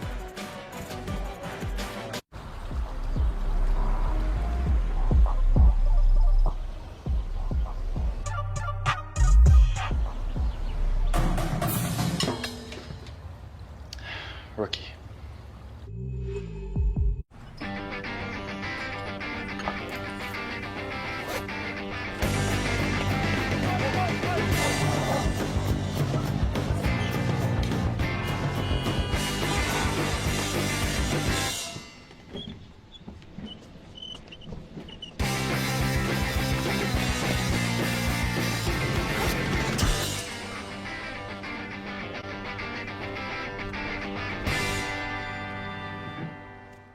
We are sisters, and we just moved in together. Why Alyssa and Aaliyah chose Fios. We stream so much. A lot of times Alyssa is watching TV on her laptop, using her phone, also using her tablet. I am really good at multitasking. Because I'm awesome. A little. Get the internet you need at a price you'll love. Plus a $50 Visa prepaid card when you switch now. Only on Fios. This football season, sharing a Coke at McDonald's just got even more rewarding. Love the dogs. Great pick. Just grab a Coke, scan the cup in the McDonald's app, and you're entered for a chance to win cash prizes and football gear. It's all about the you. Love that pick. So whenever you see another fan... Not so fast, my friends. We got you, Coach. Join Coach Corso and share a Coke. Now that's a great pick. Are you ready for Monday night?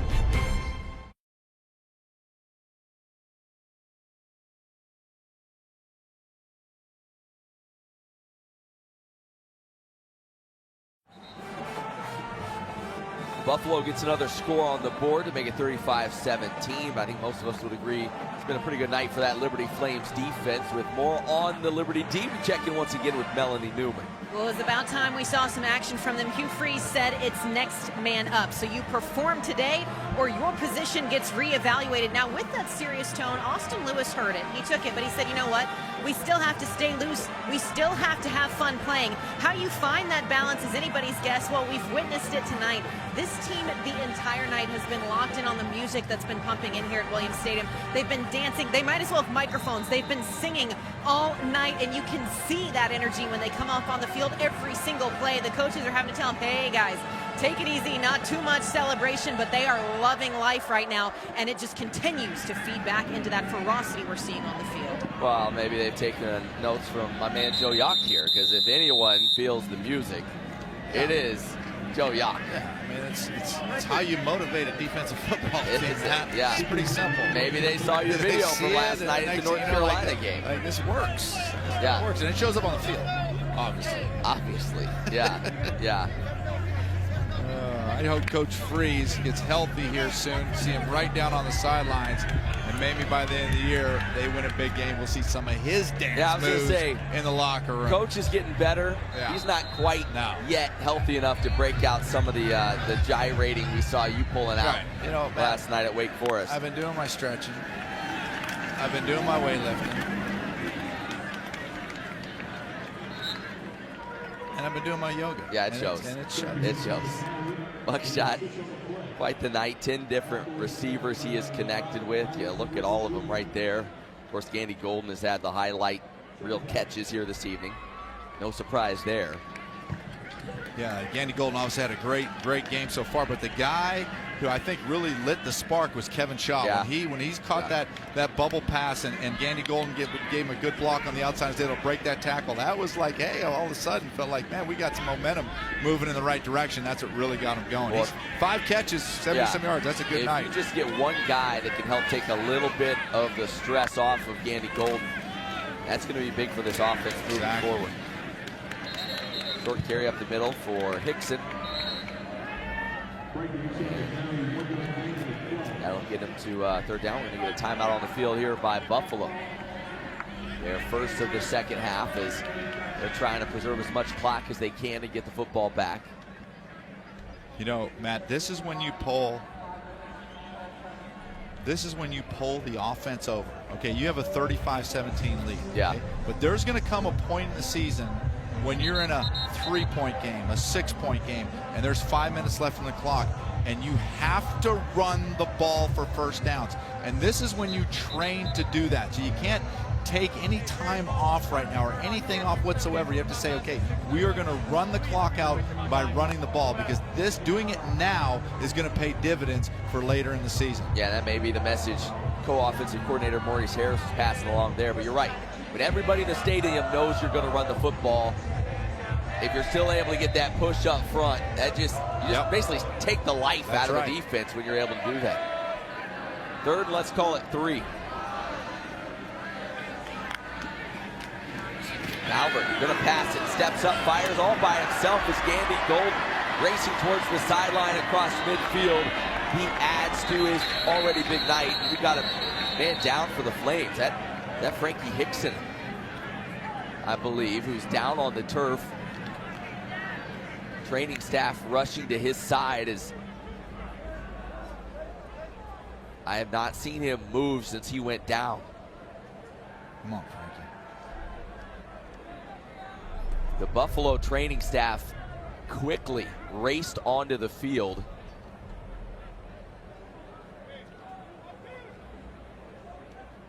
Didn't see what happened behind the play. They're going to roll him over. That's a great sign. Here we've got one look as he goes low and just, it's like got whacked right there in the right side of the head. Snap, hit his back neck. of the head. Obviously a great sign just to see him moving. The fact they're able to roll him over is, he may be a little woozy after taking that shot. Yeah, good to see him. He was laying face down, hadn't moved his arms or legs. Good to see him roll over and now getting up. That's a relief. Frankie, a tough kid, right here in Lynchburg.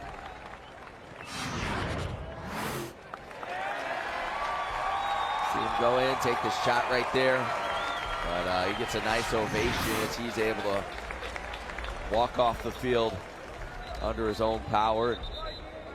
You want me to tell you a good Frankie Hickson story? Yeah, let's hear it. So Frankie, I coach in a youth, it was the Frank Rocco football camp over at LCA. Yeah. Right, and Frankie was probably 8 years old. And Frankie at 8 years old, he became like the camp icon, because whenever he would score a touchdown or come through a drill or do whatever, he would do the Ray Lewis. Remember the Ray Lewis? That dance where he do things. He knew he was 8 years old to do that perfect. And that became Frankie Hickson was the hit of camp on that dance. No surprise. If you spend time around Frankie, he has a big personality. And he is a popular kid on this Flames team, and you hope he's able to shake off that big hit he suffered a moment ago. Flames slinging it now. Shadro Lewis, the freshman, snags it on the far side. And this is a kid you may not see a lot this year just because of the depth at receiver. But, oh, man, when he gets his hands on the football, he is an exciting one to watch going forward. Yeah, that's why they have him returning kicks right now, is because of the exciting. But, you know, you saw in that play on third down, we're talking about running the football, but to run a clock out. But Buffalo took everybody and stacked in the box and basically left Gandy Golden uncovered out there. So you got to throw it then. They audibled into that play. Right on the near side, Peyton Pickett cutting it up as the Flames first down. So the Flames moving the chains and keep that clock moving, which is even more important at this stage of the game for Liberty.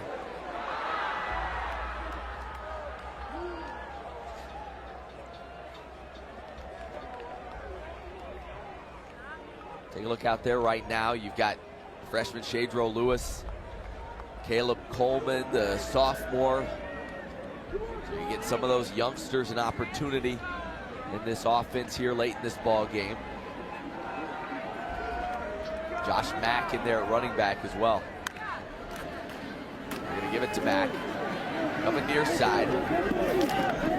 Stays in bounds and able to pick up 5 or 6. Mack has had a pretty good night in limited action. Yeah, I really want to go back, and I said this earlier, but really go back and say, getting Joshua Mack involved in this game. You look at into the season, as the season progresses, you look at that run right there, really nothing in. He's patient, able to bounce it out, and then has the smarts to stay in bounds and keep the clock moving. 5 carries, 37 yards. That's almost 7.5 yards a pop. Clock goes under 3 minutes in the ball game, and Liberty looks like we'll call a timeout. Liberty, they're first, 30 seconds. So the Flames trying to close in on their first win of the year. We talked about their schedule moving forward. You get FCS Hampton next week. And you think, boy, you get things right in here. You start moving in the right direction. You look forward on that schedule. I mean, really until you get that tough stretch where you go those 4 straight road games, you think, boy, these are some winnable ball games coming up for the Flames. Yeah, you have 6 in a row. Hampton, New Mexico, New Mexico State. You know, Rutgers is a beatable team. I think you put it up on the scoreboard that UMass was down. Yeah, they've struggled this year. They've struggled a little bit. So there's 6 games right there as you head into the BYU Virginia game that you have a chance to really get on a roll. And what they've done offensively here today and how much better they've played defensively, they have opportunity, obviously, to win every one of those games. Handoff, Mack again, weaving through traffic, breaking tackles. Well, he's showing you something. Yeah. And you got to think, Hugh Freeze, after seeing him fumble early this season, naturally as a coach, you kind of say, all right, I got to have to reevaluate how much I can trust you. Yep. And you start slowly earning that trust back in situations like this. Yep. And these are your opportunities to get back in the rotation and give yourself a chance to get the football next week. Flames taking plenty of time now. You know, Matt, we had, you know, Max got great spectacles. Yeah. Buckshot's got the beard. Great beard. Yeah. Gandy Golden has got great hair. Right, but we forgot about one thing today. What's that? And it shouldn't go unnoticed or unrecognized. Desmond Rice has a great bow tie. He did have a good bow tie. I mean, it is solid. Yeah. Speaking of Gandy Golden, continues to move up the record book, passes the great Chris Summers now, 2nd all-time in receiving yards for Liberty, chasing only Aaron Petey Peterson, who had a great career here for the Flames. And when you start trying to figure out, look at the schedule, when the game may come where he moves into first place. At this rate, it won't take too many. I had the opportunity to coach, be part of the staff when Courtney Freeman was there. Courtney Freeman was the bottom line. He was quicker than a hiccup. Not much there for Mack. Clock ticks down towards a minute to go. These Flames fans got their money's worth tonight. A little over 14,000 the announced attendance, as they are looking at the final seconds of what will be the first win of the Hugh Freeze era for Liberty. Yeah. Now, I don't know, a lot of times for you carry him off. Well, I was going to say, a lot of times maybe you first win, you dump the Gatorade on him or something. But Hugh Freeze is kind of in that elevated situation. You're not sneaking up on the guy. Yeah, right. When he's up on the high riser. ground. He's got the high ground. You have to come down from the concession stand behind him, I think, to do that. Josh Mack running far side, turns it up, and runs out of bounds. Another first down. Landon Brown is checked in at quarterback.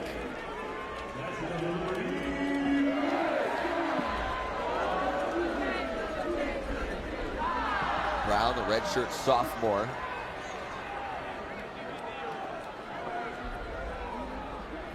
Flames pretty much just take a knee and bring this one to a close. That's what they'll do.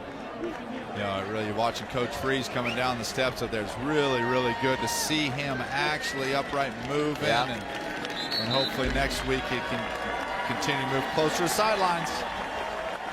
Coach Freeze, his lovely wife, Jill, there waiting to give him a big hug as he picks up his first win as head coach here at Liberty. It has been a long, difficult road for Hugh Freeze, and it's certainly not over yet. He's not 100% yet. But you know, this has to feel like a big weight off of his shoulders to get his first win as a Flame and to do it over the type of opponent that Buffalo is. This is a good team, and I think you'll see them continue to be good throughout the year and continue to get better with this young group. This was an impressive statement tonight. It's a confidence builder for the Flames on both sides of the football, both offensively and defensively. So hopefully they can take that momentum through this next stretch of games and move forward. Big night for this Liberty offense. They went over 400 total yards. Big night for Antonio Gandy-Golden, 174 yards receiving, couple of scores. Probably the story of the game, or at least moving forward, is Buckshot Calvert getting back on track. 325 yards through the air and 4 touchdowns as the Flames get the win and move to 1-2 on the season. Buffalo, meanwhile, falls to 1-1 on the year. They'll next take the field next week at home as they face Temple. It's an impressive win for the Flames here on home turf. First win for Hugh Freeze as Liberty head coach, as they look to make it 2 in a row next week against Hampton. We'll have that game for you right here on ESPN Plus at 6 o'clock. So for Joe Yock and Melanie Newman, I'm Matt Warner saying so long from Williams Stadium, where the final score is Liberty wins it 35-17. Remember, all games airing on the ESPN networks are streaming live and archived on the ESPN app. This has been a presentation of ESPN.